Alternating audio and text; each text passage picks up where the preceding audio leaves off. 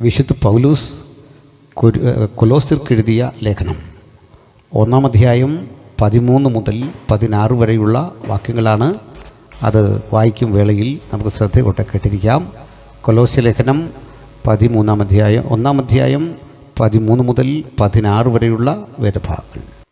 നമ്മെ ഇരുട്ടിന്റെ അധികാരത്തിൽ നിന്ന് വിടുവിച്ച് തന്റെ സ്നേഹസ്വരൂപനായ പുത്രനെ രാജ്യത്തിലാക്കി വെക്കുകയും ചെയ്ത പിതാവിന് സന്തോഷത്തോടെ സ്തോത്രം ചെയ്യുന്നവരാകണമെന്നും അപേക്ഷിക്കുന്നു. അവനിൽ നമുക്ക് പാപമോചനമെന്ന വീണ്ടെടുപ്പുണ്ട്. അവൻ അദൃശ്യനായ ദൈവത്തിന്റെ പ്രതിമയും സർവ്വസൃഷ്ടിക്കും ആദിജാതനുമാകുന്നു. സ്വർഗത്തിലുള്ളതും ഭൂമിയിലുള്ളതും ദൃശ്യമായതും അദൃശ്യമായതും, സിംഹാസനങ്ങളാകട്ടെ, കർത്തൃത്വങ്ങളാകട്ടെ, വാഴ്ചകളാകട്ടെ, അധികാരങ്ങളാകട്ടെ, സകലവും അവൻ മുഖാന്തരം സൃഷ്ടിക്കപ്പെട്ടു. അവൻ മുഖാന്തരവും അവനായിട്ടും സകലവും സൃഷ്ടിക്കപ്പെട്ടിരിക്കുന്നു. അനുഗ്രഹിക്കപ്പെട്ട ഈ വചനത്തിനായി ദൈവത്തിന് സ്തോത്രം. പഴയ ഏഷ്യ മൈനർ എന്ന് വിളിക്കുന്ന ആധുനിക തുർക്കിയുടെ ഭാഗമായിട്ടുള്ള ഭൂപ്രദേശം, അടുത്തടുത്തായി കിടക്കുന്ന 10 പ്രസിദ്ധങ്ങളായ പ്രാദേശിക സഭകൾ. ആ സഭകളിൽ 7 എണ്ണത്തിൻ്റെ പേര് നമ്മൾ വെളിപ്പാട് പുസ്തകത്തിൽ കാണുന്നുണ്ട്. അവശേഷിക്കുന്നവയിൽ വളരെ പ്രമുഖമായ ഒരു സഭയാണ് ഇപ്പോൾ വായിച്ച കൊലോസ്യായിലെ സഭ. ഹിയറപ്പൊലീസ് തുടങ്ങിയ മറ്റിതര സഭകളും അക്കാലഘട്ടത്തിൽ നിലനിന്നിരുന്നു. വിശുദ്ധ യോഹന്നാനുണ്ടായ വെളിപ്പാട് എന്ന കൃതി ഒരു ചാക്രിക ലേഖനമായി അല്ലെങ്കിൽ സഭകൾ തോറും വായിക്കേണ്ട പുസ്തകമായി അവതരിപ്പിക്കപ്പെടുമ്പോൾ 7 സഭകളെ സഭാകാലയളവുമായി ബന്ധപ്പെട്ടുള്ള സവിശേഷമായ ഒരു നിലയിൽ ആ ലേഖനങ്ങൾ വായിക്കേണ്ടതിന് 7 എന്ന ഒരു സംഖ്യ നിജപ്പെടുത്തിയിട്ടുണ്ടെങ്കിലും ഏഷ്യ മൈനർ എന്ന് അന്ന് വിളിക്കുകയും ഇന്ന് ടർക്കി അല്ലെങ്കിൽ തുർക്കി എന്നൊക്കെ വിളിക്കുന്ന ഭൂപ്രദേശത്ത് പ്രധാനമായും 10 സഭകൾ ഉണ്ടായിരുന്നു. ആ 10 സഭകളിൽ ഒന്നിൻ്റെ പേരായിരുന്നു കൊലോസ്യ. കൊലോസ്യ എന്നത് ഒരു സ്ഥലപ്പേരാണ് എന്ന് നമുക്കറിയാം.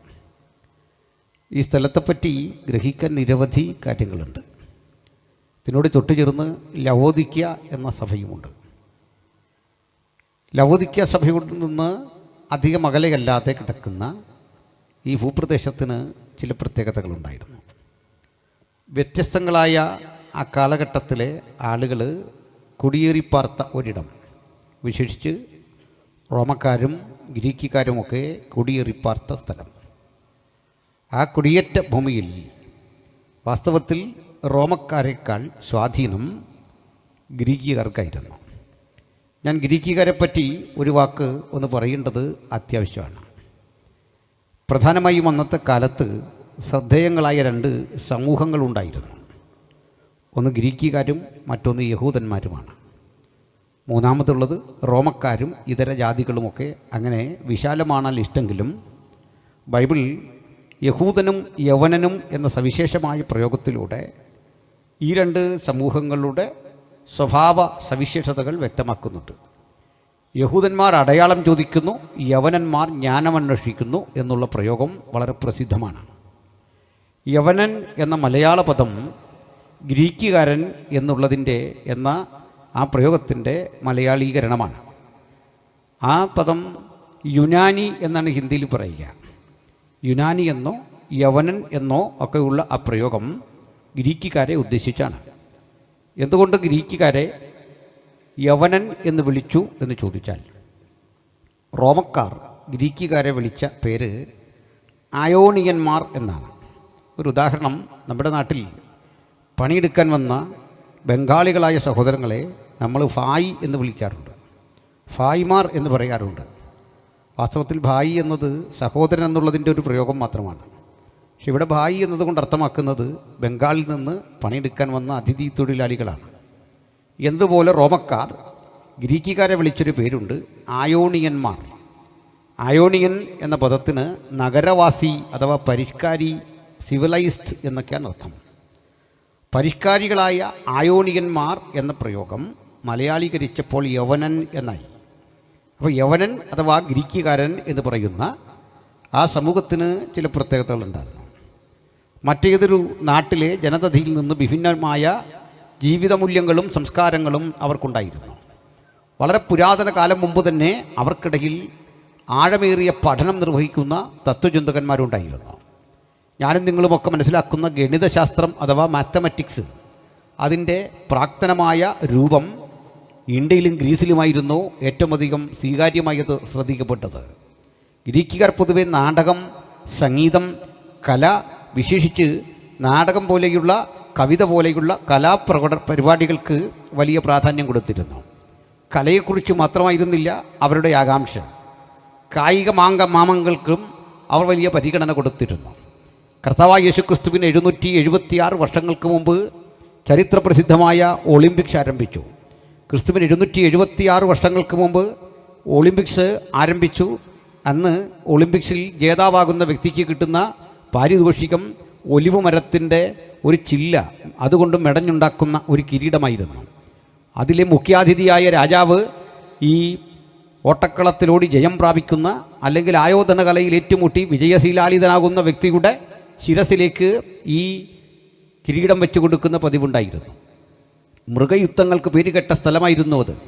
പരിശീലനം സിദ്ധിച്ച മൃഗങ്ങളെ മനുഷ്യരോട് ചേർത്ത് യുദ്ധത്തിന് ഗോതയിലേക്ക് ഇറക്കി വിടുന്ന സ്ഥലം. അങ്ങനെ രസാവഹങ്ങളും ചിലപ്പോൾ ക്രൂരമെന്ന് തോന്നുന്ന ചിലതരം കലാപരിപാടികൾ, കായിക മാമാങ്കങ്ങൾ അവിടെ നടമാടിയിരുന്നു. അതൊരു വശത്തു നടക്കുമ്പോൾ ഗ്രീക്കിലെ ആളുകൾ ഗണിതശാസ്ത്രപരമായ അന്വേഷണങ്ങളുടെ ആഴങ്ങളിലൂടെ സഞ്ചരിച്ചിരുന്നു. അതുകൂടാതെ തന്നെ ഞാനും നിങ്ങളും ഇന്ന് അനുഭവിക്കുന്ന ആധുനികമായ വൈദ്യശാസ്ത്രത്തിൻ്റെ പ്രാക്തനമായ രൂപം പ്രസിദ്ധനായ ഹിപ്പോക്രാറ്റസ് എന്നറിയപ്പെടുന്ന വൈദ്യശാസ്ത്രജ്ഞനെ പറ്റി അറിയാം. ഗാലൻ എന്നറിയപ്പെടുന്ന പിൽക്കാലഘട്ടത്തിലെ വൈദ്യശാസ്ത്രജ്ഞനെ പറ്റി അറിയാം. പ്രസിദ്ധനായ അരിസ്റ്റോട്ടിൽ പോലും ഒരു ഡോക്ടറായിരുന്നു. എന്തിന്? വിശുദ്ധ ബൈബിളിലെ നമ്മുടെ ഒരു സുവിശേഷവും സഭാചരിത്രകൃതിയായ അപ്പോസ്തല പ്രവൃത്തിയും എഴുതിയ ഗ്രീക്കുകാരനായ ലൂക്കോസ് ഒരു ഡോക്ടറായിരുന്നു. അങ്ങനെ വൈദ്യശാസ്ത്രത്തിന് പേരുകെട്ട സ്ഥലം. ഇങ്ങനെയുള്ള ഭൂപ്രദേശത്തു നിന്നുള്ള ആളുകളുടെ പൊതുവായ ഒരു രീതി എന്ന് പറയുന്നത് അറിവിനും അഭ്യസ്തവിദ്യരായ ആളുകളുടെ പുരോഗതിക്കും വലിയ പ്രാധാന്യം കൊടുത്തിരുന്നു അവരെന്നുള്ളതാണ്.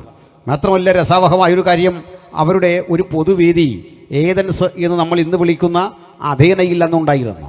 ഗ്രീസിലെ പ്രസിദ്ധമായ ഏതൻസ് എന്നറിയപ്പെടുന്ന ഭൂപ്രദേശത്ത്, അല്ലെങ്കിൽ അഥേന എന്ന് വിളിക്കുന്ന ഭൂപ്രദേശത്ത് വലിയ വിശാലമായ ഒരു ഗ്രൗണ്ട് ഉണ്ടായിരുന്നു. ആ ഗ്രൗണ്ടിൽ അല്പം പൊക്കമുള്ള ഇതുപോലെ സ്റ്റേജും ഉണ്ടായിരുന്നു. ആ സ്റ്റേജിൽ ധാരാളം ആളുകൾ പ്രഭാഷകരായി എത്തും. പ്രത്യേകം പേരും വിലാസവും ക്ഷണപത്രവും ഒന്നുമില്ലാതെ, നോട്ടീസ് അടിക്കാതെ, ഇന്ന് കാണുന്ന രീതിയിൽ നിന്ന് വിഭിന്നമായി അന്നത്തെ കാലത്തെ ഒരാശയവിനിമയ രീതി ഉണ്ടായിരുന്നു. അത് എന്തായിരുന്നു എന്ന് ചോദിച്ചാൽ, ഏതെങ്കിലും വിഷയത്തെപ്പറ്റി നിങ്ങൾക്കൊന്ന് പ്രസംഗിക്കണം, അല്ലെങ്കിൽ നിങ്ങൾക്കൊരു പാട്ട് പാടണം, നിങ്ങൾക്ക് ഒരു കവിത അവതരിപ്പിക്കണം. ഇത് കേൾക്കാൻ ആളില്ല എന്ന് വിഷമിക്കേണ്ടതില്ല.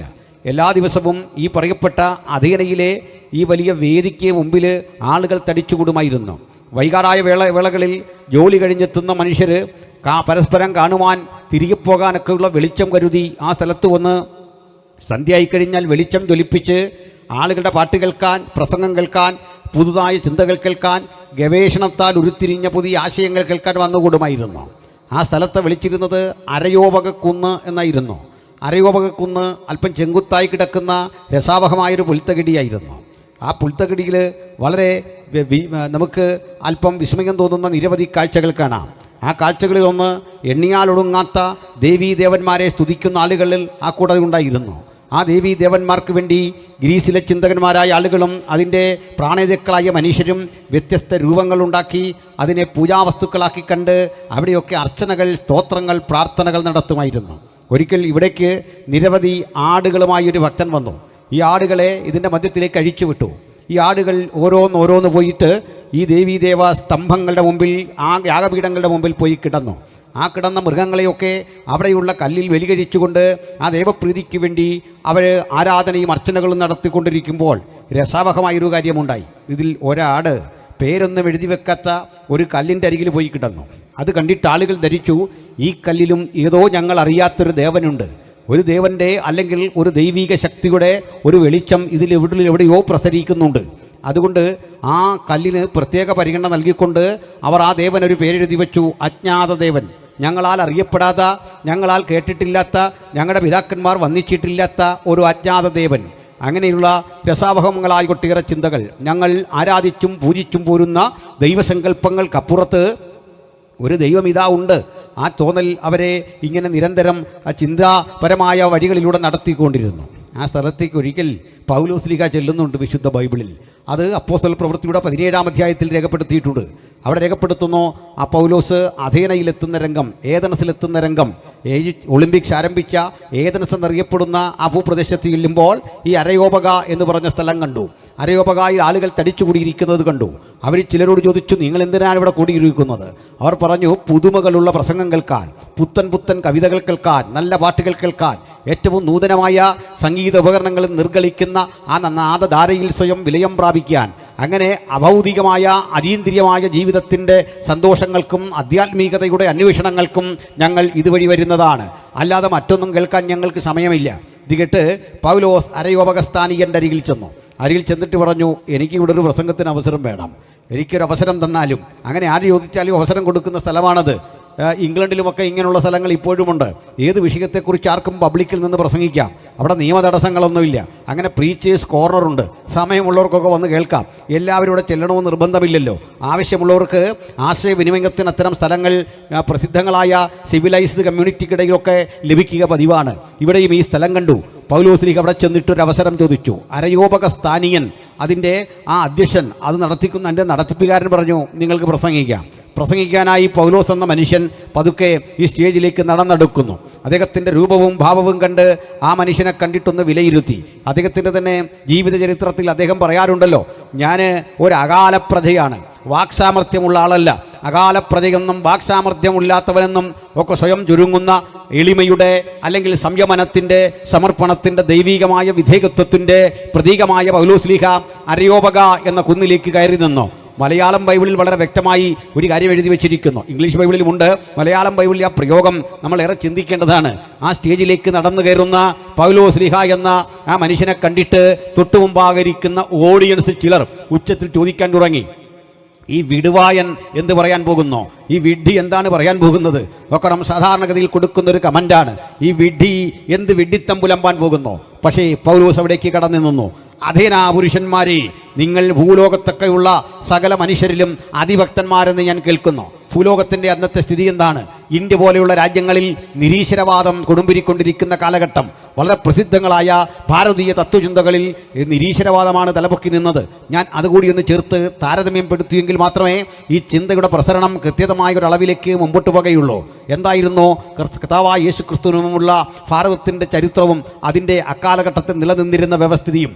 ചിലരെങ്കിലും ചിന്തിക്കുന്നത് പോലെ, ചിലരൊക്കെ നമ്മെ തെറ്റിദ്ധരിപ്പിക്കാൻ ശ്രമിക്കുന്ന പോലെ ഇന്ത്യ പൗരാണിക കാലത്ത് ഏതെങ്കിലും ഒരു മതത്തിന് വിധേയമായിരുന്നില്ല. ഇന്ത്യയിൽ ഏതെങ്കിലും ഒരു മതം കൊടികുത്തി വാണുകൊണ്ട് ആ മതത്തിൻ്റെ ഇഷ്ടാനിഷ്ടകളും അതിൻ്റെ താല്പര്യങ്ങളും ഇന്ത്യക്കാരെ മുഴുവൻ ഒരുപോലെ ഭരിച്ചിരുന്നു എന്നുള്ള പൊള്ളയായൊരു വാദം ഇവിടെ നിലനിൽക്കുന്നുണ്ട്. നിങ്ങളത് സവിസ്തരം കേൾക്കേണ്ടതാണ്, ശ്രദ്ധിക്കേണ്ടതാണ്. ഞാൻ പറയട്ടെ, ചരിത്രത്തിൻ്റെ ഒരു ഘട്ടത്തിലും ഇന്ത്യ ഏതെങ്കിലും ഒരു മതത്തിന് വിധേയമായിരുന്നില്ല. ഇന്ത്യ മഹാരാജ്യത്തെ ഇന്ന് കാണുന്ന രാഷ്ട്രീയ ഭൂപടം വെച്ച് ഭരിച്ച ഒരു മതമോ ഒരു രാജാവോ ഉണ്ടായിരുന്നില്ല. എന്നാൽ പിൽക്കാലഘട്ടത്തിൽ AD-യിൽ നമ്മൾ ചില കാഴ്ചകളൊക്കെ കാണുന്നുണ്ട്. അങ്ങനെ ഭരിച്ച രാജാക്കന്മാരെ കുറിച്ചൊക്കെ കാണുന്നുണ്ട്. അത് മറ്റൊരു സത്യം. ഞാൻ എന്തിനാണ് പറഞ്ഞതെന്ന് നോക്കട്ടെ. ഇന്ത്യയിലെ പ്രബല മതങ്ങളൊക്കെ ഇന്ത്യയിലേക്ക് കാലത്തിൻ്റെ ഏതെങ്കിലും ഘട്ടത്തിൽ കടന്നു കയറി വന്നതാണ്. കൈബർ ചുരം കടന്ന് കാലുതീറ്റാൻ ഇന്ത്യയിലേക്ക് വന്ന പൗരാണികന്മാരുണ്ട്. അവരൊക്കെ ഇന്ത്യയിൽ വാസമുറപ്പിച്ചിട്ട് തദ്ദേശീയമായ ഇന്ത്യയുടെ സംസ്കാരം, അതിൻ്റെ ചരിത്രം തങ്ങളോട് കെട്ടിപിണഞ്ഞ് കിടക്കുന്നു എന്ന് ഏതെങ്കിലും തരത്തിൽ വാചക കസർത്ത് നടത്താറുണ്ട്. സംവാദവേദികളിൽ, ചർച്ചാവേദികളിൽ ഇത്തരം വാചക കസർത്തുകൾ തകർന്നടിയുന്ന ഒരു കാഴ്ച നിങ്ങൾ കണ്ടിട്ടുണ്ട്. കാരണം ഇന്ന് കെട്ടിപ്പൊക്കിക്കൊണ്ടിരിക്കുന്ന അത്തരം ചിന്താധാരകൾ അപ്രസക്തമാണ് എന്ന് ആധുനിക പഠനങ്ങൾ, ആധുനിക ഗവേഷണങ്ങൾ തെളിയിച്ചിട്ടുണ്ട്. ഞാൻ അതിലേക്ക് കടക്കേണ്ടതില്ല. കാരണം ഇന്ത്യയുടെ പൗരാണികമായ ചരിത്രം അടിയുറച്ചിരിക്കുന്നത് ഒരിക്കലും ഈശ്വര വിശ്വാസത്തിലല്ല. ഇന്ത്യയിലെ പൗരാണികന്മാർ ദൈവത്തെപ്പറ്റിയോ അതീന്ദ്രിയ ശക്തിയെപ്പറ്റിയല്ല പറഞ്ഞത്.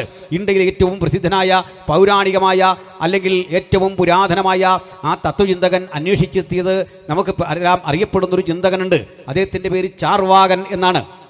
ചാർവാകൻ എന്നറിയപ്പെടുന്ന ഇന്ത്യയുടെ പുരാതന മഹർഷി, ഒരു പൗരാണികനായ മഹർഷി യുഗലോകത്തെ പഠിപ്പിച്ചത് ദൈവത്തെ പറ്റിയല്ല.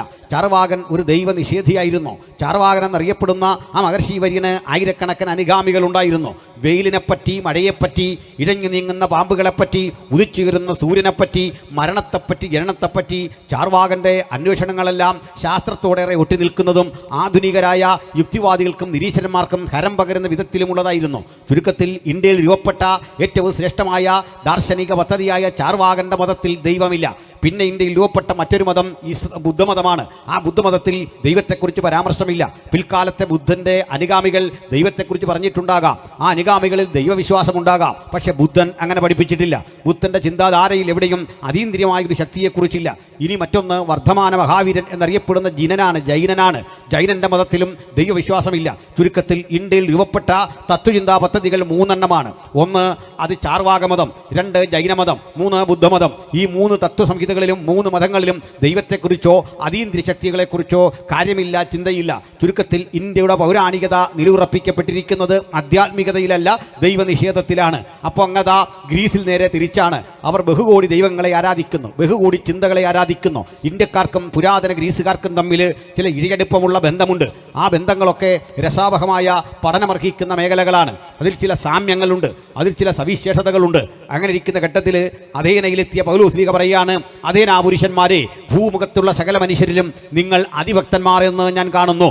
നിങ്ങൾ അതിഭക്തന്മാരാണ്, നിങ്ങൾക്ക് ഭക്തിയുണ്ട്. നിങ്ങളുടെ ആ ഭക്തിയുടെ ആഴം വെളിവാക്കുന്ന നിരവധി സ്തൂപങ്ങൾ, സ്തംഭങ്ങൾ, അർച്ചനകൾ നടക്കുന്ന, സ്തോത്ര പ്രാർത്ഥനകൾ നടത്തുന്ന നിരവധി കാര്യാലയങ്ങളെ ഞാൻ കാണുന്നു, നിരവധി സ്ഥാപനങ്ങളെ കാണുന്നു.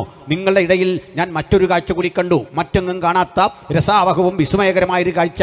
നിങ്ങളുടെ ഈ ഞാൻ നടന്ന് അരയോപക സ്ഥാനങ്ങളെ കാണുമ്പോൾ അജ്ഞാത ദേവനെന്ന് പേരെഴുതിയ ഒരു വേദിക്കല്ല് കണ്ടു. എന്താണ് അതിൻ്റെ അർത്ഥം? നിങ്ങൾ അനവധി നൂറ്റാണ്ടുകളായി അജ്ഞാതനായ, അറിയാത്ത, ഗുണമില്ലാത്ത, മണമെന്തെന്നറിയാത്ത, നിറമെന്തെന്നറിയാത്ത ഒരു ദൈവത്തെ സേവിച്ചു വരുന്നു.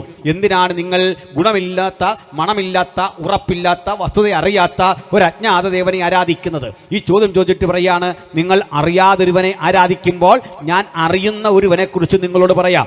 അറിയുന്ന ഒരുവനെക്കുറിച്ച് പറഞ്ഞിട്ട് പറയുകയാണ്, നിങ്ങളൊരു കാര്യം കൂടി അന്വേഷിക്കണം. പ്രപഞ്ചദാതാവായ, പ്രപഞ്ച സൃഷ്ടാവായ, സകലത്തിനും കാരണഭൂതനായ ഏകസത്യ ദൈവത്തെക്കുറിച്ചുള്ള വിശാലമായ ഒരു പ്രഭാഷണം അപ്പോസ്തലപ്രവൃത്തി 17-ാം അധ്യായത്തിൽ കാണാം. എന്നിട്ട് പറയുകയാണ്, പ്രപഞ്ചനാഥനായ ദൈവം സ്വർഗത്തിനും ഭൂമിക്കും നാഥനാണ്. സ്വർഗത്തിനും ഭൂമിക്കും നാഥനാകൊണ്ട് അവൻ മനുഷ്യൻ്റെ കൈപ്പണികളാൽ തീർത്ത ഏതെങ്കിലും ദേവാലയങ്ങളിൽ വാസം ചെയ്യുന്നില്ല. ദൈവത്തെക്കുറിച്ചുള്ള മഹത്തരമായ ആധികാരികമായ ഒരു ചിന്ത പൗലോസ് ശ്ലീഹ അരയോപകുന്നിൽ നിന്ന് പ്രസംഗിച്ചു. അതുവരെ ഗ്രീക്കുകാരൻ കേട്ടിട്ടില്ലാത്ത, ഗ്രീക്ക് തന്ത്രചിന്തകന്മാർക്കാർക്കും വിഭാവനം ചെയ്യാൻ കഴിയാത്ത മഹത്തരമായ ഒരു സന്ദേശം കൊടുത്തിട്ട് പറയാണ്, ഭൂമിക്ക് മുഴുവൻ ഒരു സൃഷ്ടാവ് ഉണ്ടാകണം, പ്രപഞ്ചത്തിന് മുഴുവൻ ഒരു സൃഷ്ടാവ് ഉണ്ടാകണം. ഇതാ ജ്വലിച്ചു നിൽക്കുന്ന ഒരു സൂര്യനെ കാണാം, ഇതാ മനോഹരമായൊരു ഭൂമിയെ കാണാം, നാം രാത്രികളിൽ ചന്ദ്രനെ കാണാം.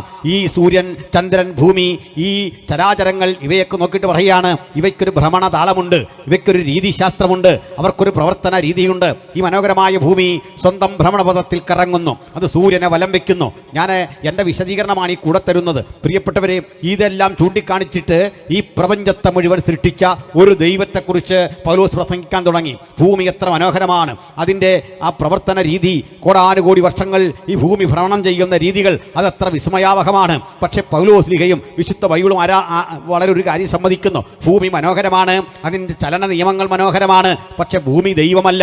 ഭൂമിയെ സൃഷ്ടിച്ച ഒരു സൃഷ്ടാവുണ്ട്. ഭൂമിക്ക് മുഴുവൻ കാരണഭൂതനായ, ആകാശത്തിനും സ്വർഗത്തിനും ഭൂമിക്കും കാരണഭൂതനായ ഒരു ദൈവമുണ്ട് എന്ന് ചൂണ്ടിക്കാണിച്ചിട്ട് പറയാണ്, അവൻ സകല പ്രപഞ്ചത്തിനും, സകല മനുഷ്യർക്കും, സകല ജീവജാലങ്ങൾക്കും ഒരുപോലെ നാഥനാണ്, ഒരുപോലെ നാഥൻ. സൂര്യൻ, ചന്ദ്രൻ, ചരാചരങ്ങൾ, മനുഷ്യൻ, മൃഗങ്ങൾ, ഇഴജാതികൾ, നമ്മുടെ സൂക്ഷ്മ നേത്രം കൊണ്ട് കാണാൻ കഴിയാത്ത സൂക്ഷ്മജീവികൾ, ഇവയൊക്കെ പരിശോധിക്കുക, അവയ്ക്കെല്ലാം പിന്നിൽ ഒരു നാഥനുണ്ട് എന്ന് പറഞ്ഞിട്ട് പറയാണ്, മനുഷ്യൻ ആ നാഥനെ അന്വേഷിച്ചു, മനുഷ്യൻ ആ ദൈവത്തെ തപ്പി നോക്കി, മനുഷ്യൻ തീർത്ഥാടനങ്ങൾ കൊണ്ട് ആ ദൈവത്തിൻ്റെ അരികിൽ അണയാമോ എന്ന് നോക്കി.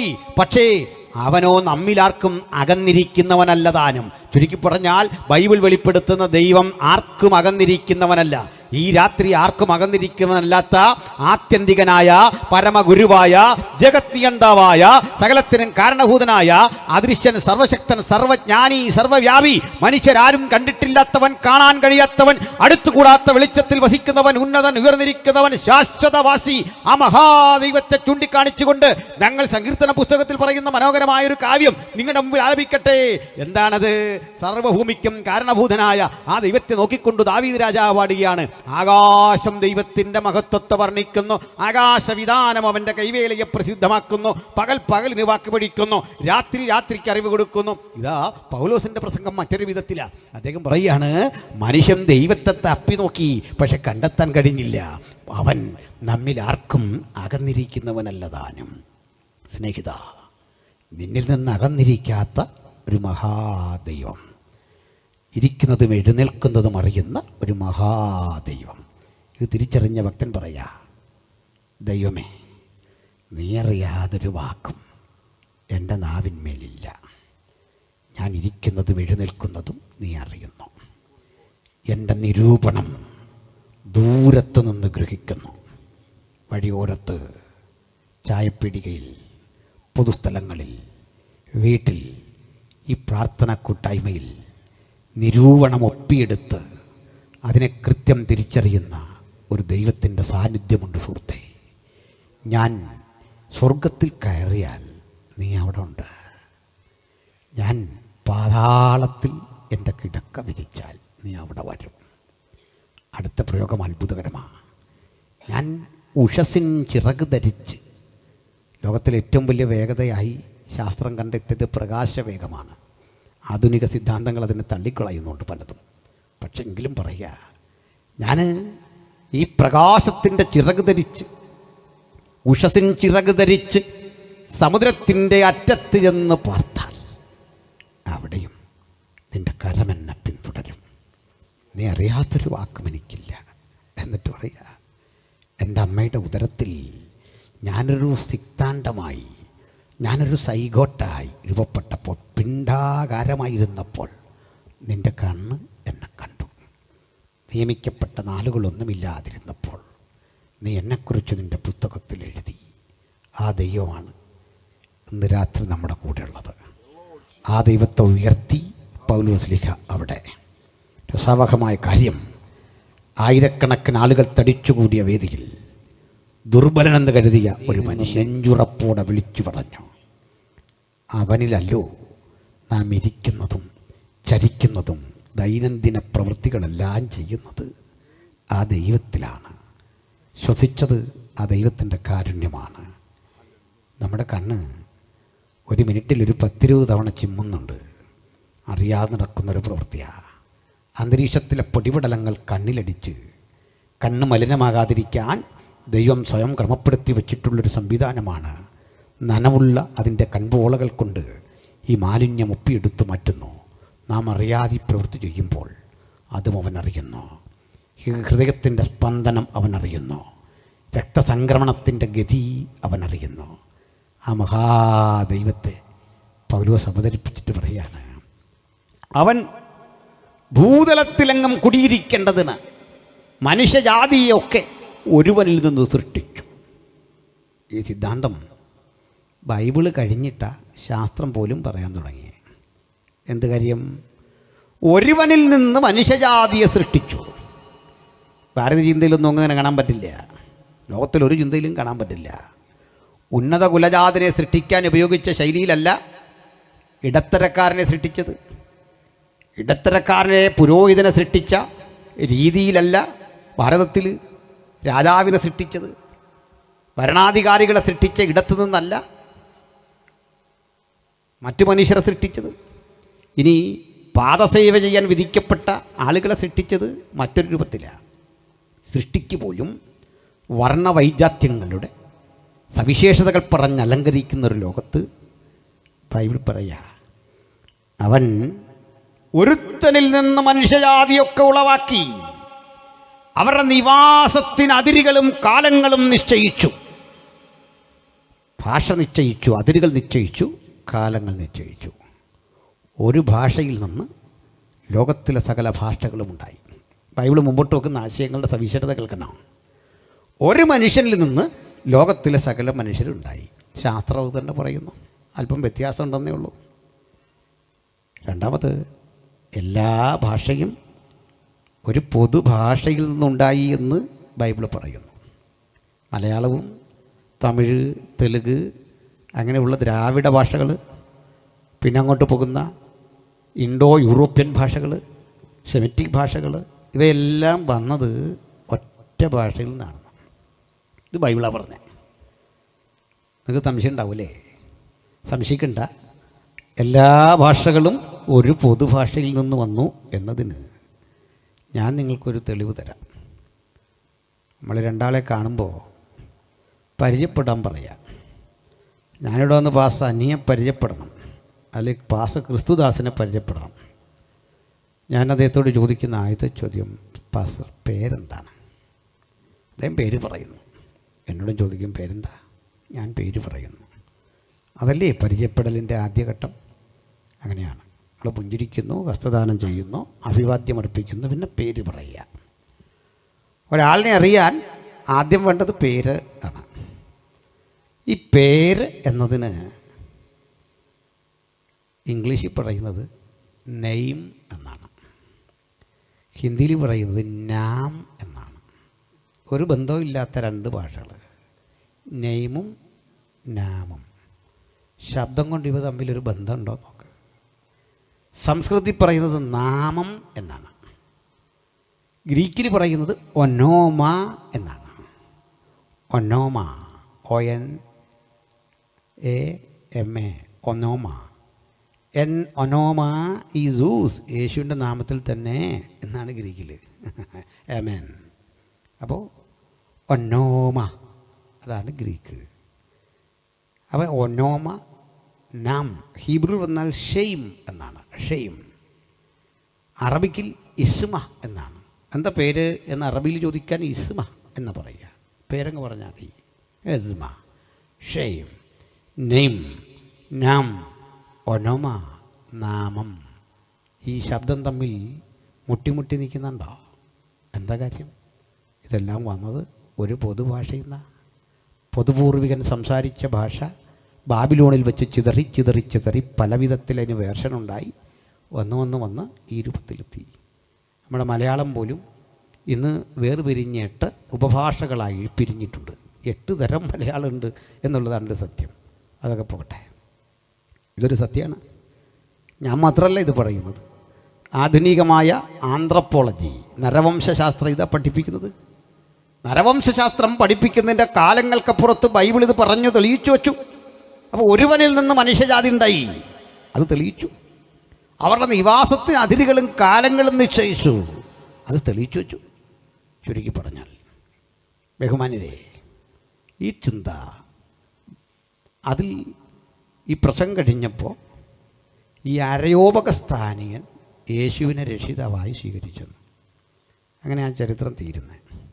പിന്നെ പൗലോസ് ഇവിടുന്ന് എഫെസോസിൽ പോയി, കൊരിന്തിൽ പോയി, പിന്നെ എഫെസോസിൽ പോയി. ചരിത്രം അങ്ങനെ പുരോഗതി കൈവരിക്കുകയാണ്. അതാ വഴി പോകട്ടെ. ഈ ഗ്രീക്കുകാർ പൊതുവേ അറിയാൻ വലിയ താല്പര്യമുള്ള ആളുകളാണ്, ആകാംക്ഷയുള്ള മനുഷ്യരാണ്, ആഴത്തിൽ വസ്തുതകൾ മനസ്സിലാക്കാൻ ഇഷ്ടമുള്ള ആളുകളാണ്. അവരുടെ ഇടയിൽ പോയി ഏകദൈവത്തെപ്പറ്റി പൗലോസ്ലീഹ പ്രസംഗിച്ചു.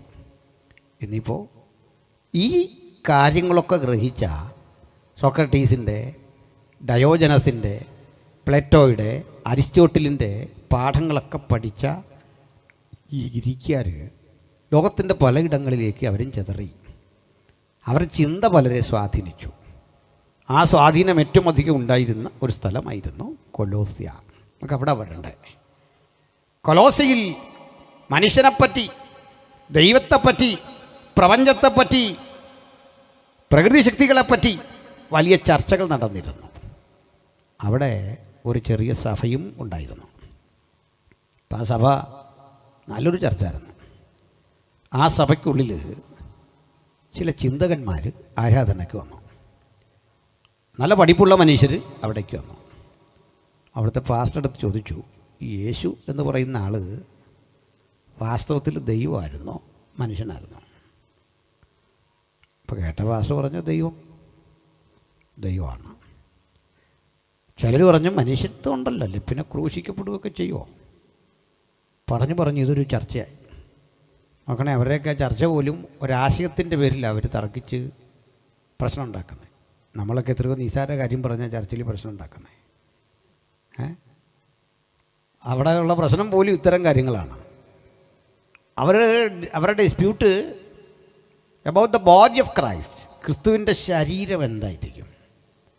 അവിടുത്തെ ഒരു വലിയ പണ്ഡിത ശ്രേഷ്ഠൻ പറഞ്ഞു, നമ്മുടെ ശരീരം പോലൊന്നും അല്ല, നമ്മളെപ്പോലുള്ള ആളുമല്ല ക്രിസ്തു. പിന്നെ എങ്ങനെയാ പറയാൻ തുടങ്ങി. ഈ ശരീരം അതിൽ തന്നെ ഒരു തിന്മയാണ്. ശരീരമേ ഒത്തിരി കുഴപ്പം പിടിച്ച ഒന്നാണ്. ആണോ? അതേന്ന് ശരീരത്തിന് നന്മയൊന്നും ഇല്ലേ? നന്മയുണ്ടോ, പക്ഷെ തിന്മ വല്ലാതെ ഉണ്ട്.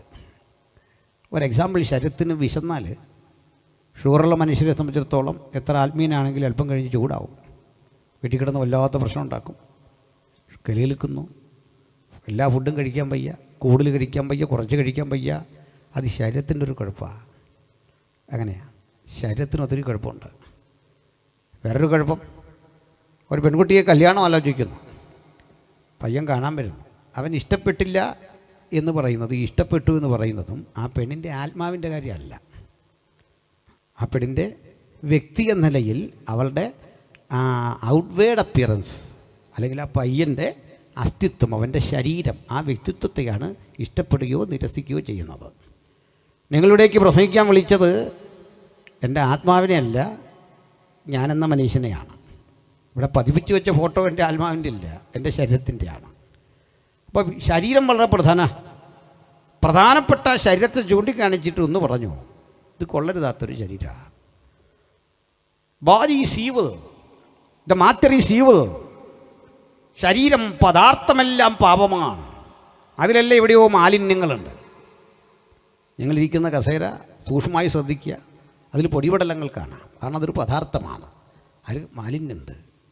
വസ്ത്രം, അത് ശ്രദ്ധിക്കുക, അതിൽ മാലിന്യമുണ്ട്. നാം കൈകാര്യം ചെയ്യുന്ന വസ്തുക്കളൊക്കെ മാലിന്യമുണ്ട്. അപ്പോൾ ബോഡി, ശരീരമെന്ന് പറയുന്നത് അതിൽ തന്നെ മലിനമാണ്. പരിശുദ്ധനായ, ശ്രേഷ്ഠനായ, സർവശക്തനായ ഒരു ദൈവത്തിന് മലിനമായ ഒരു ശരീരം സ്വീകരിക്കാൻ പറ്റുമോ? മലിനമായൊരു ശരീരം സ്വീകരിച്ചുകൊണ്ട് എങ്ങനെയാണ് വർത്തിക്കാൻ സാധിക്കുക? അതുകൊണ്ട് യേശു ദൈവമാണ്, പൂർണ്ണ ദൈവം, പൂർണ്ണ അളവിലെ ദൈവം. അപ്പോൾ ചിലർ ചോദിച്ചപ്പോൾ നമ്മൾ ഈ കണ്ട ശരീരം പറയാം. അയാൾ പറഞ്ഞു, ശരീരമുണ്ടെന്ന് നമുക്ക് തോന്നും, പക്ഷേ ശരീരമില്ല. ഇത് അനിൽക്കൊടുത്തോട്ടും പറഞ്ഞാൽ തെറ്റിദ്ധരിക്കണ്ട. ഇത്രയും വെട്ടിയെടുത്ത് ക്ലിപ്പിട്ടിട്ട് ഇയാൾ ഇങ്ങനെ വന്ന് പ്രസംഗിച്ചിട്ട് പോയി, യേശുവിന് ശരീരം ഇല്ലായിരുന്നു. അങ്ങനെ കുറേ ബിരുദന്മാരെനിക്കിട്ട് പണി തരാൻ നോക്കുന്നുണ്ട്. അപ്പോൾ ഒരു കാര്യമുള്ളത് മൊത്തം കിട്ടുള്ളൂ, വേറെ കുഴപ്പമില്ല. ഗ്രീസിലെ തത്വചിന്ത പഠിച്ച കക്ഷികൾ കൊലോസ്യ സഭയിലെത്തി അവരെ പഠിപ്പിക്കുകയാണ് ശരീരം ഇല്ല യേശുവിന്. അപ്പോൾ നമ്മൾ കണ്ടതോ അതൊരു തോന്നലോ. നമുക്ക് കടലിൻ മീതെ നടന്ന, ഭക്ഷണം കഴിച്ച, നമ്മുടെ കൂടെ നടന്ന, കരഞ്ഞ, വിഷമിച്ച, പ്രാണവേദനയിലായ ഗത്സമനയിലിരുന്ന യേശു തോന്നലാണോ? ഒഴിവെഞ്ച് തോന്നലെന്ന് പറഞ്ഞാൽ ഉണ്ടെന്ന് തോന്നുകയല്ല, മറിച്ച് ഇത് ഒരു മാജിക്കൽ ബോഡി ആയിരുന്നു, ഒരു മാന്ത്രിക ശരീരം. കേട്ടോ, നിങ്ങൾക്ക് എളുപ്പം മനസ്സിലാകാൻ പറയാം.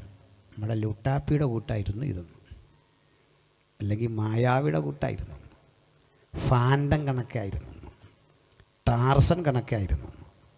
എന്ന് വെച്ചാൽ ഒരു ബോഡി ഉണ്ടെന്ന് തോന്നും, ആക്ച്വലി ബോഡിയില്ല. അയാൾ ഒരു തെളിവും കൊടുത്തു. അടച്ചിട്ട മുറിയിലേക്ക്, പ്രകാശം പോലും കടക്കാത്ത ഇടത്തേക്ക് ഈ ശരീരം പതിഞ്ഞിറങ്ങി വരുന്നു. നിങ്ങൾക്ക് സമാധാനം എന്ന് പറയുന്നു. കടലിൻ മീതെ നടക്കുന്നു, വെള്ളത്തിൽ താഴുന്നില്ല. അവർ പറയാൻ തുടങ്ങി, പലസ്തീനിയായുടെ മണൽപ്പരപ്പിലൂടെ യേശു നടന്നു നീങ്ങുമ്പോൾ കാൽപാദം നിലത്ത് പതിയുമായിരുന്നില്ല. നമ്മൾ ആ പാദം നോക്കിയിട്ട് ഒരു പഠനം നടത്താൻ ചെന്നാൽ പാദം പതിയില്ല. ഇങ്ങനെയൊക്കെയാണെന്ന് കൊലോസിയിലെ ആളുകളെ ഇതങ്ങ് സ്വാധീനിച്ചു. പഠിക്കോ മഴയിൽ പഠിപ്പിക്കൽ ഓരോരുത്തരും നല്ല കാര്യമാണല്ലോ. യേശുവിൻ്റെ ദൈവത്വം നിഷേധിക്കുന്നില്ലല്ലോ, പിന്നെന്താ പ്രശ്നം? ദൈവത്തിന് ഇത്രയും പുകഴ്ച കൊടുക്കുന്ന, മഹത്വം കൊടുക്കുന്ന ഒരു കാര്യമല്ലേ ഈ പറയുന്നേ. അതെന്താ കുഴപ്പം? കുഴപ്പമുണ്ട്. നിങ്ങൾ യേശുവിൻ്റെ ദൈവത്വം വിശ്വസിക്കുന്ന പോലെ പ്രധാനമാണ് യേശുവിൻ്റെ മനുഷ്യത്വം. എന്താ മനുഷ്യത്വം പ്രധാനമായിരിക്കുന്നത്? പറയാം. ലോകം അവതരിപ്പിച്ച ദൈവം ലോകം നമ്മുടെ മുമ്പോട് പറഞ്ഞു തന്ന ദൈവം, ആ ദൈവത്തിൻ്റെ സവിശേഷതയാ ഈ തത്വചിന്തകന്മാർ പറഞ്ഞ്. എന്താ നിങ്ങൾ പറഞ്ഞെന്നറിയണ്ടേ? സർവശക്തനായ, സർവജ്ഞാനിയായ, സർവവ്യാപിയായൊരു ദൈവത്തിന് മനുഷ്യനാകാൻ കഴിയില്ലെന്നാണ്. പക്ഷെ ഞങ്ങൾ പറയുന്നു, ദൈവം സർവശക്തനാണെങ്കിൽ മനുഷ്യനും ആകാൻ പറ്റണം. നമ്മൾ ദൈവത്തോട് പറയുക, ഒന്ന് മനുഷ്യനായി കാണിക്കാവോ? അയ്യോ, അത് മാത്രം എനിക്ക് പറ്റിയില്ലെന്ന് പറഞ്ഞാൽ ദൈവം സർവശക്തനല്ലെന്ന്. സർവശക്തനായ ദൈവത്തിന് മനുഷ്യനാകാൻ പറ്റണം. എന്തുമാകാൻ പറ്റണം, എന്തുമാകാൻ സാധിക്കണം. എല്ലാം ആകുന്നുണ്ടോ എന്ന് ചോദിച്ചാൽ ആവശ്യതയുടെ മുമ്പിലാണ് അതിൻ്റെ വെളിപ്പെടേണ്ടത്. ദൈവത്തിന് എന്തുമാകാൻ സാധിക്കണം. ആ സർവശക്തി അപരിമേയമാണ്, ആർക്കും വിലക്കിടാൻ കഴിയുന്നതല്ല. പിന്നെ മുമ്പ് പഠിപ്പിച്ച കാര്യങ്ങളൊക്കെ മുഴുവൻ അധർമ്മമാണ്, പാപമാണെന്ന് ആര് പറഞ്ഞു? ആ കസേരയിൽ ചെളി പുരണ്ടിരിക്കുന്നു. ചെളി മറ്റൊരർത്ഥത്തിലെടുക്കാം. അതെങ്ങനെ പാപമാകും? അതെങ്ങനെ തെറ്റാകും? അതെങ്ങനെ തിന്മയാകും? അതിനപ്പുറത്ത് ചില ആശയങ്ങളുണ്ട്. നമുക്ക് ആ വഴിയിലേക്കൊന്ന് പോകണം. എന്താണ് ഈ പാപം? പാപം എന്ന് പറഞ്ഞാൽ കാണാൻ പറ്റുന്ന ഏതെങ്കിലും ഒരു സംഗതിയുടെ പേരല്ല, അല്ലെങ്കിൽ ഒരു കാര്യത്തിൻ്റെ പേരല്ല. പാപം എന്ത്? നിയമത്തിൻ്റെ ലംഘനത്തെയാണ് പാപം എന്ന് പറയുന്നത്. വ്യക്തമാക്കാം. ഇതിലൊരു വൺ വേ ഉണ്ടെന്ന് നോക്കുക വാഹനത്തിന് പോകാൻ. ഇതിലെ വൺ വേ വേണമോ എന്ന് ചിന്തിക്കുന്ന ട്രാഫിക് പോലീസാണ്. അപ്പോൾ വാഹനം തമ്മിൽ തിരക്ക് വരരുത്, ഇതിനൊക്കെ വേണ്ടിയാണ് ഈ വൺ വേ. അപ്പോൾ പോലീസ് ഇവിടെ നിൽക്കുന്നു, വൺ വേ എന്ന് ഇവിടെ എഴുതി വെച്ചിരിക്കുന്നു. വൺ വേ തെറ്റിക്കാൻ നമുക്ക് അധികാരമില്ല. അങ്ങനെ പോകാം, അല്ല ആംബുലൻസിനൊക്കെ പോകാമെന്നേ ഉള്ളൂ. വൺ വേ തെറ്റിക്കാൻ പറ്റില്ല. ഈ വൺ വേ തെറ്റിക്കാതിരിക്കുന്നാൽ നിങ്ങൾ പാപം ചെയ്യുന്നില്ല, തെറ്റ് ചെയ്യുന്നില്ല. അപ്പോൾ തന്നെ ഒരു കാര്യം, ഇവിടെ വൺ വേ എന്നൊന്നില്ല, അത് പാപമല്ല. നിങ്ങളുടെ യാത്രയല്ല പാപം, നിയമമുള്ളപ്പോൾ നിങ്ങൾ നടത്തിയ നിയമലംഘനമാണ് പാപം. അല്ല എങ്കിൽ ഒരു പ്രവൃത്തിയും പാപമല്ല. ബൈബിൾ പറയുന്നത് നിയമമില്ലാത്ത ഇടത്ത് നിയമലംഘനമില്ല. നിയമം ലംഘിക്കുന്നതാണ് പാപം. നിയമം ലംഘിക്കുന്ന ഇടത്താണ് തെറ്റ് വരുന്നത്. അത് മറ്റൊന്നും പാപമല്ല. അത് ഒന്നുകൂടി കൃത്യമായിട്ട് പറയാം. മതങ്ങൾ പലപ്പോഴും മനുഷ്യനെപ്പറ്റി ചിന്തിച്ചു വച്ച തെറ്റായ ധാരണകളുണ്ട്. അതിലൊരു ധാരണ, മനുഷ്യൻ ദാമ്പത്യ ജീവിതം അനുഷ്ഠിക്കുന്നത്, കുടുംബജീവിതം അനുഷ്ഠിക്കുന്നത് പാപമാണെന്ന് പഠിപ്പിക്കുന്ന മതബോധങ്ങളുണ്ടായിരുന്നു അന്ന്. ലൈംഗികത പാപമാണെന്ന് പഠിപ്പിക്കുന്ന ബോധമുണ്ടായിരുന്നു. ബൈബിളോ യേശുക്രിസ്തുവോ തിരുവെടുത്തോ ലൈംഗികത പാപമെന്ന് പഠിപ്പിക്കുന്ന കൃതിയല്ല, മറിച്ചത് പരിശുദ്ധമായ ഒരു അനിവാര്യത എന്ന് പഠിപ്പിക്കുന്ന കൃതിയാണ്. ഒരു തെളിവ് നിങ്ങൾക്ക് കേൾക്കണ്ടേ? ലോകം കണ്ടതിൽ ഏറ്റവും കരുത്തനായൊരു ഭക്തനുണ്ടായിരുന്നു, ശക്തനായൊരു ഭക്തൻ. അദ്ദേഹത്തിൻ്റെ പേര് ഹാനോക്ക് എന്നാണ്. ഹാനോക്കിനെ പറ്റി വചനം പറയാണ്, അദ്ദേഹത്തിൻ്റെ പ്രാർത്ഥനാ ജീവിതത്തിൽ നിരന്തരമായ ദൈവസമ്പർക്കത്തിൽ ദൈവത്തോടുകൂടെ നടന്നു. ഒടുവിൽ മരണം കാണാതെ എടുക്കപ്പെട്ടു ദൈവത്തിൻ്റെ സന്നിധിയിൽ. പക്ഷേ അദ്ദേഹത്തെക്കുറിച്ച് രസാവഹമായൊരു കാര്യം കേൾക്കണ്ടേ? ഹാനോക്ക് ദൈവത്തോടുകൂടെ നടന്നു, പുത്രന്മാരെയും പുത്രിമാരെയും ജനിപ്പിച്ചു. എന്ന് വെച്ചാൽ ഭാര്യയിൽ മക്കളുണ്ടാകുന്നത് പാപമായി തിരുവെഴുത്ത് പറയുന്നില്ല. ഭാര്യഭർത്തൃ സമാഗമം പരിശുദ്ധമായ കർത്തവ്യമായി തിരുവെഴുത്ത് പറയുമ്പോൾ ഇത്തരം ചിന്തകളെ മുഴുവൻ കണ്ടിരുന്ന ഗ്രീക്കിലെ തത്വചിന്തകന്മാർ പാപത്തെ വിവക്ഷിച്ചിട്ട് മനുഷ്യജീവിതത്തിൻ്റെ സ്വാഭാവികമായ ആവശ്യങ്ങളെ, ആഗ്രഹങ്ങളെ മുഴുവൻ പാപമെന്ന് കണ്ടിട്ട് ദൈവത്തിന് ഇങ്ങനൊരു ബോഡി എടുക്കാൻ കഴിയില്ല എന്ന് വിധിച്ചുകൊണ്ട് കർത്താവായ യേശുവിനെ പറ്റി പറയാൻ തുടങ്ങി. ആ ശരീരത്തിന്, ആ വ്യക്തിക്ക് ശരീരമെടുക്കാൻ കഴിയില്ല. ഇനി ഒരു അളവ് കൂടി കടന്ന് ഒരു തെറ്റിദ്ധാരണ കൂടി ഞാൻ മാറ്റാം, ശ്രദ്ധിക്കേണ്ടതാണ്. ഇവരിത് പറയാൻ കാരണം, യേശു ഒരു പുരുഷൻ്റെ ശരീരമെടുത്താൽ ആ പുരുഷനിൽ സ്വാഭാവികമായും ലൈംഗിക ഇച്ഛകൾ ഉണ്ടാകും, വികാരവിചാരങ്ങൾ ഉണ്ടാകും. ആ വികാരവിചാരങ്ങളുടെ ബഹിസ്ഫുരണം ഒരു പാപമായി മാറും, നോർമലല്ലാത്ത ഉപയോഗങ്ങൾ. അപ്പോൾ യേശു ഇത്തരം വികാരവിചാരങ്ങൾക്ക് വിധേയപ്പെട്ട ഒരുവനാകുമോ? ഈ ചോദ്യം ആളുകളുടെ ഉള്ളിലുള്ളതാണ്. ഞാൻ ഉത്തരം പറഞ്ഞിട്ടേ പോകൂ, ശ്രദ്ധിക്കണം. എന്നോട് നിങ്ങൾ ചോദിക്കുക, കർത്താവായ യേശുക്രിസ്തുവിന് മാനുഷികമായ വികാരവിചാരങ്ങളുടെ തിരത്തള്ളലാൽ ഒരു പ്രലോഭനമുണ്ടായിട്ടുണ്ടോ? അത്തരമൊരു പ്രലോഭനത്തിന് യേശു വശംവദനായിട്ടുണ്ടോ? ഞാൻ പറയില്ല. യേശു ഒരു തരം പ്രലോഭനത്തിനും വിധേയനായിട്ടില്ല. പ്രലോഭനം കൊണ്ട് യേശുവിൻ്റെ അടുത്ത് വന്നിട്ടുണ്ട്, പക്ഷേ യേശു വിധേയനായിട്ടില്ല. ഒരു പ്രലോഭനത്തിനും യേശു കീഴടങ്ങിയിട്ടില്ല. പ്രലോഭനം ഉണ്ടായോ? ഞാൻ പറയില്ല. ഉറപ്പാണോ? 100% ഉറപ്പാണ്. എന്താ കാര്യം? പറയാം, ശ്രദ്ധിക്കുക. നമ്മൾ ഈ ക്രിക്കറ്റ് താരങ്ങളും വലിയ ഹൈ പ്രൊഫൈലുള്ള വലിയ സമ്പന്നരായ മനുഷ്യരെ നമുക്കറിയാം.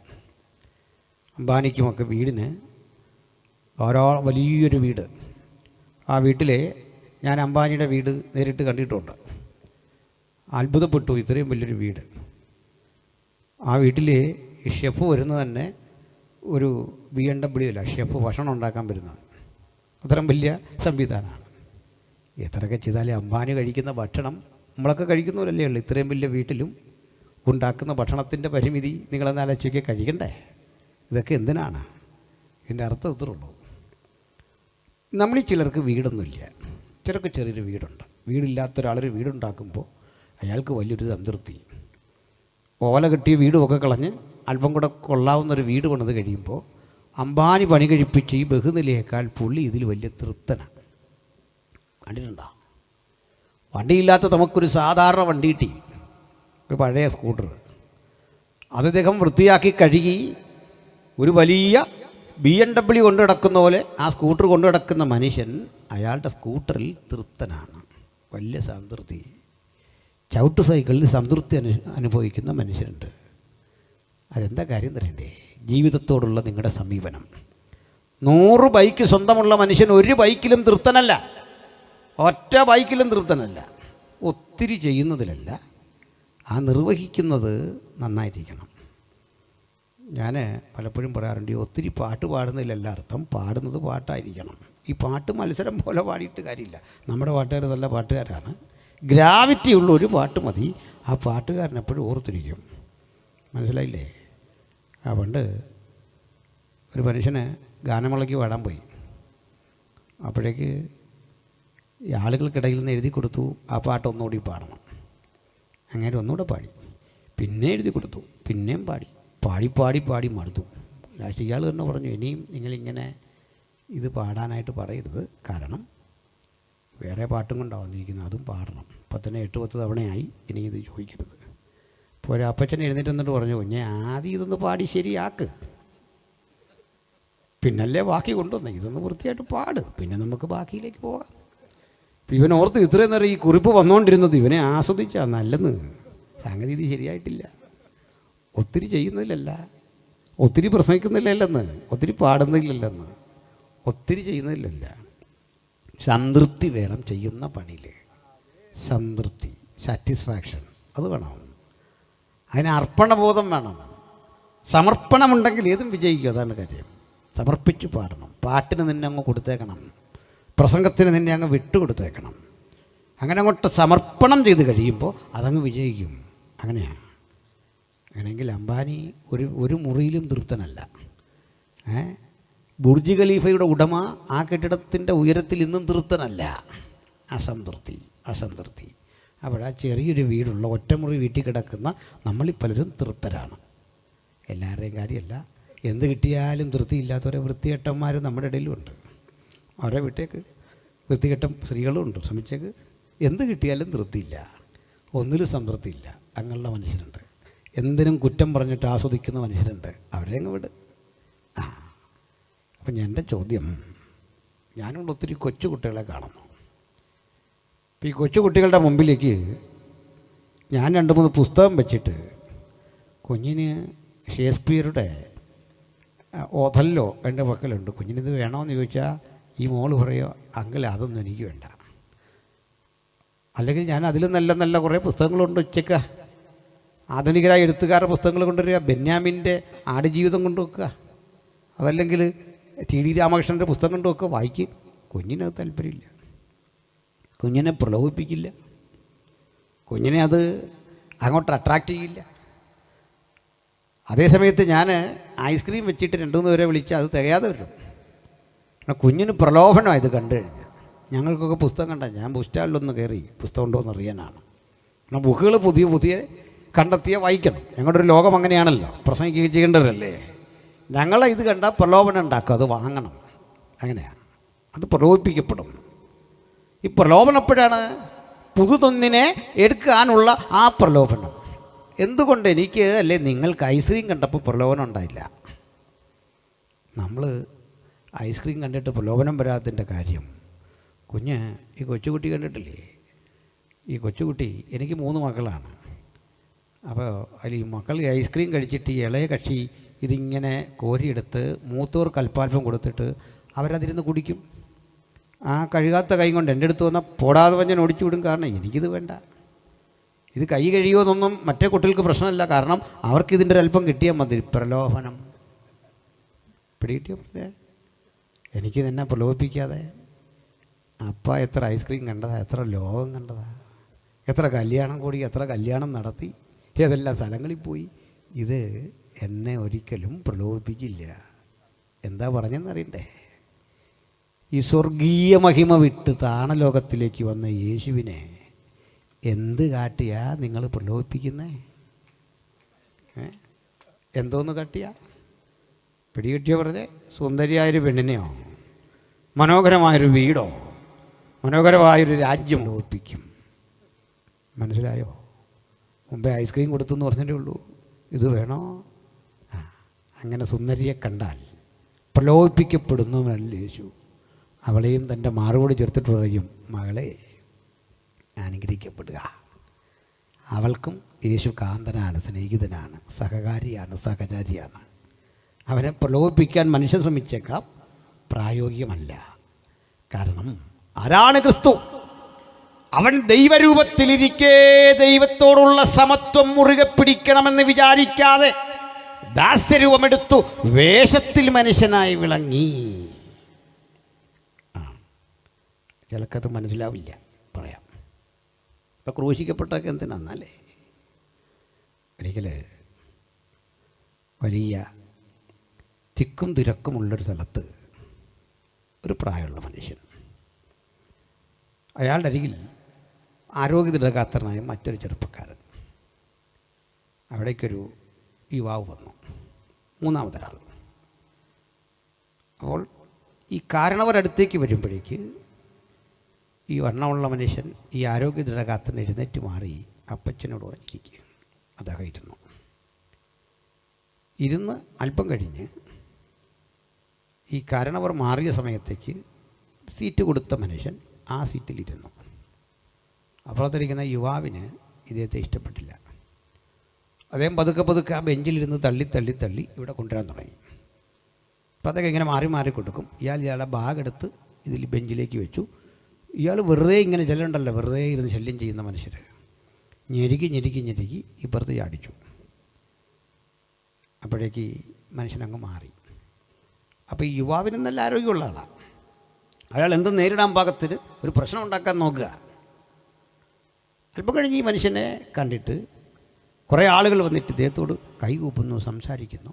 ഇതൊക്കെ കണ്ടപ്പോൾ ഇദ്ദേഹത്തിന് തോന്നി, ഈ കരുത്തനായ മനുഷ്യൻ എന്തോ അല്പം പേരും പെരുമയുള്ള ആളോ, എന്തോ സവിശേഷതയുണ്ട്. വരുന്നവരൊക്കെ ഇങ്ങനെ കൈകൂപ്പുന്നു, അദ്ദേഹം ഓട്ടോഗ്രാഫ് കൊടുക്കുന്നു. ഇദ്ദേഹം അടുത്ത് ചെന്നു പരിചയപ്പെടാൻ ആഗ്രഹിച്ചപ്പോൾ അദ്ദേഹം ഒരു കാർഡ് കൊടുത്തു, വിസിറ്റിംഗ് കാർഡ് കൊടുത്തിട്ട് അദ്ദേഹം വണ്ടിയിൽ കയറിപ്പോയി. നോക്കുമ്പോൾ ഇതൊരു റെസലിംഗ് ചാമ്പ്യനാണ്, ലോകപ്രസിദ്ധനായൊരു റെസലിംഗ് ചാമ്പ്യനാണ് തൊട്ടടുത്തിരുന്നത്. ആ റെസലിംഗ് ചാമ്പ്യനെ ഇവന്മാർ ഇത്രയും നേരം ഇയാൾ തള്ളിക്കൊണ്ടിരുന്നത്. ഇയാൾ മാറിക്കൊടുത്ത് എന്തിനാ? നിന്നോട് പിടിക്കാനുള്ള താല്പര്യമില്ല, നീ ആര്? അവൻ്റെ വിരളെ പിടിച്ചിരിക്കാൻ നിനക്ക് ത്രാണിയില്ല. ഇങ്ങനൊരു കുത്തിയാൽ നീ മലകം മറിഞ്ഞു പോവും. മനസ്സിലായില്ലേ? നിന്നോട് പിടിക്കുകയല്ല ലക്ഷ്യം. നിൻ്റെ അടുത്ത് തോറ്റിരുന്ന് എന്തിനാ? നീ ബാക്കി കാണൂല, തിരിച്ചെഴുന്നേറ്റാൽ ബാക്കി കാണൂല. എന്തിനാ ക്രൂശിച്ചപ്പോൾ സഹിച്ചേ? എന്തിനാ അടികൊണ്ടപ്പോൾ വാങ്ങിയേ? എന്തിനാ പീഡിപ്പിച്ചപ്പോൾ സഹിച്ചേ? തിരിച്ച് പ്രതികരിച്ച നീ ബാക്കി കാണൂല. ഇതാരാണ്? മനസ്സിലായോ? സ്വർഗീയ മഹിമ വെടിഞ്ഞ് താണലോകത്തിലേക്ക് ഇറങ്ങി വന്നവൻ, നമുക്ക് സമനായി കഷ്ടതകളിൽ കൂടി കടന്നുപോയവൻ. ആത്മസമർപ്പണത്തെ തെറ്റിദ്ധരിക്കരുത്, ആത്മസംയമനത്തെ തെറ്റിദ്ധരിക്കരുത്. അവൻ ശരീരമെടുത്തു വന്ന പാഠം അത് വിശ്വസിക്കണം. കാരണം പൗലോസ്ലീഹ കൊലോസ്യരോട് പറഞ്ഞു കൊടുക്കുകയാണ്, കൊലോസ്യരേ, തത്വജ്ഞാനവും വെറും വഞ്ചനയും കൊണ്ട് ആരും നിങ്ങളെ തെറ്റിദ്ധരിക്കരുത്. സഭകൾക്കുള്ളിൽ നുഴഞ്ഞു കിടന്ന് ഇത്തരം തത്വജ്ഞാനം നിങ്ങളുടെ ഉള്ളിൽ കയറ്റിയിട്ട് യേശു ജഡത്തിൽ വന്നില്ല എന്ന് പറയാൻ തയ്യാറെടുക്കും. അങ്ങനെ യേശുവിൻ്റെ മനുഷ്യത്വത്തെ നിരാകരിക്കും. നിങ്ങൾ അതിൽ വശംവദരായി തീരരുത് എന്നിട്ട് ക്രിസ്തുയേശുവിനെ കുറിച്ചുള്ള ഉദാത്തമായ ആ പാഠം അങ്ങോട്ട് പഠിപ്പിക്കുകയാണ് ഈ ലേഖനത്തിൽ. ഇതാണ് നമ്മൾ വായിച്ചത്. മനസ്സിലായോ? ഞാൻ അതിൻ്റെ വിശദീകരണത്തിലേക്ക് ഒന്ന് കിടക്കുകയാണ്. ശ്രദ്ധിച്ചാട്ടെ. രണ്ട് വ്യത്യസ്തങ്ങളായ വ്യക്തിത്വം ഒരുമിച്ചൊരുവനിൽ സങ്കലനം ചെയ്യുന്നു. അതാണ് ക്രിസ്തു.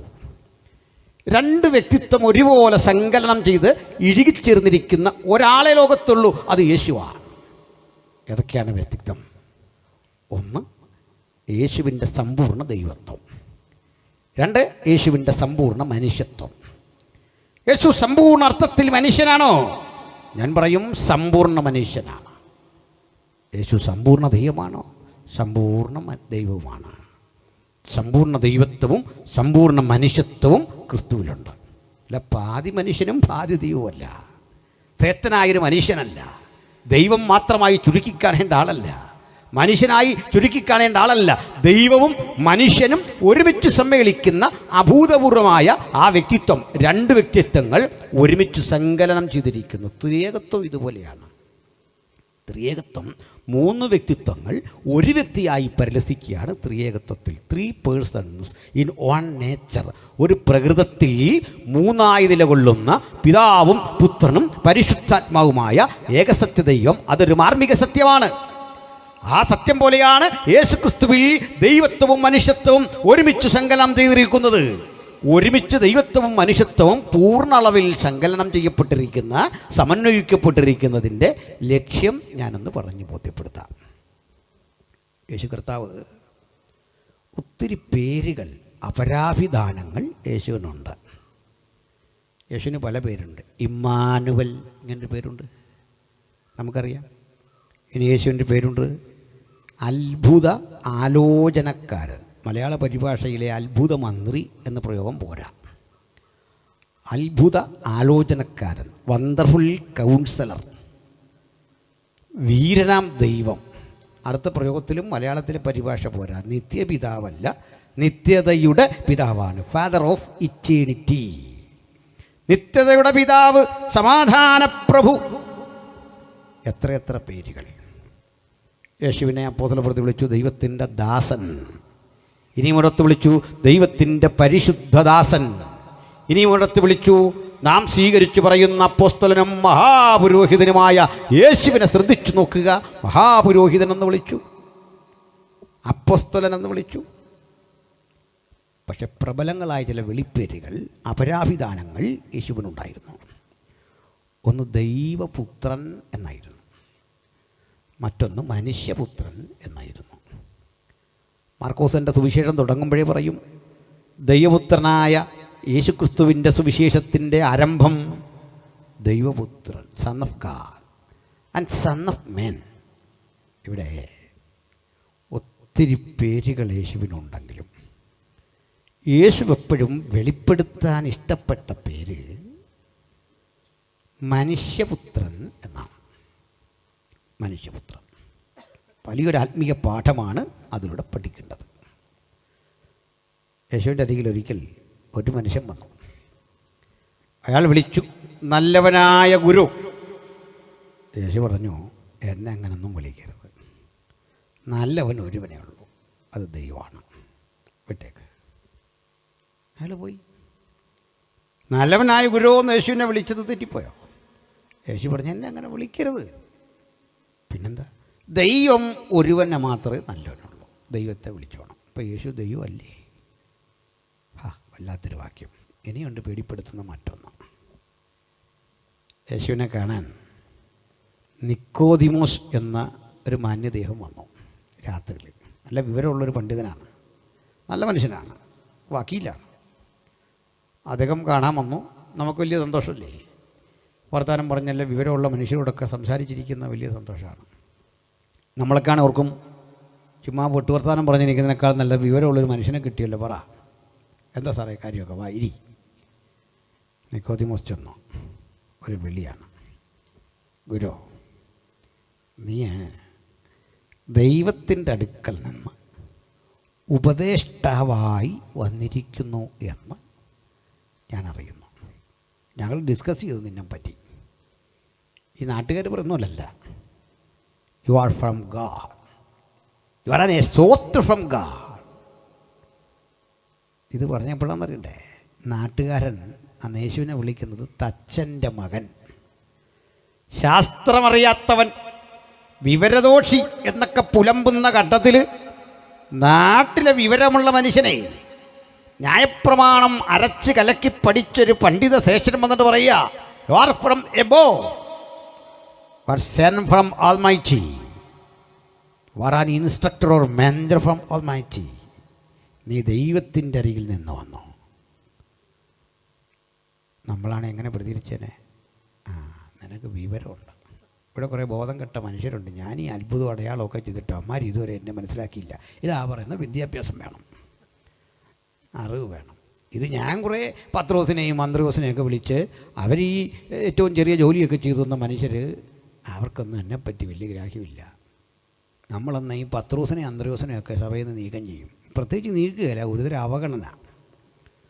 പ്രത്യേകിച്ച് നീക്കത്തില്ല, ഹായ് പറഞ്ഞു പോകുന്നൊരു ബന്ധം. കാരണം നിക്കോദിമോസ് വന്നെന്ന്.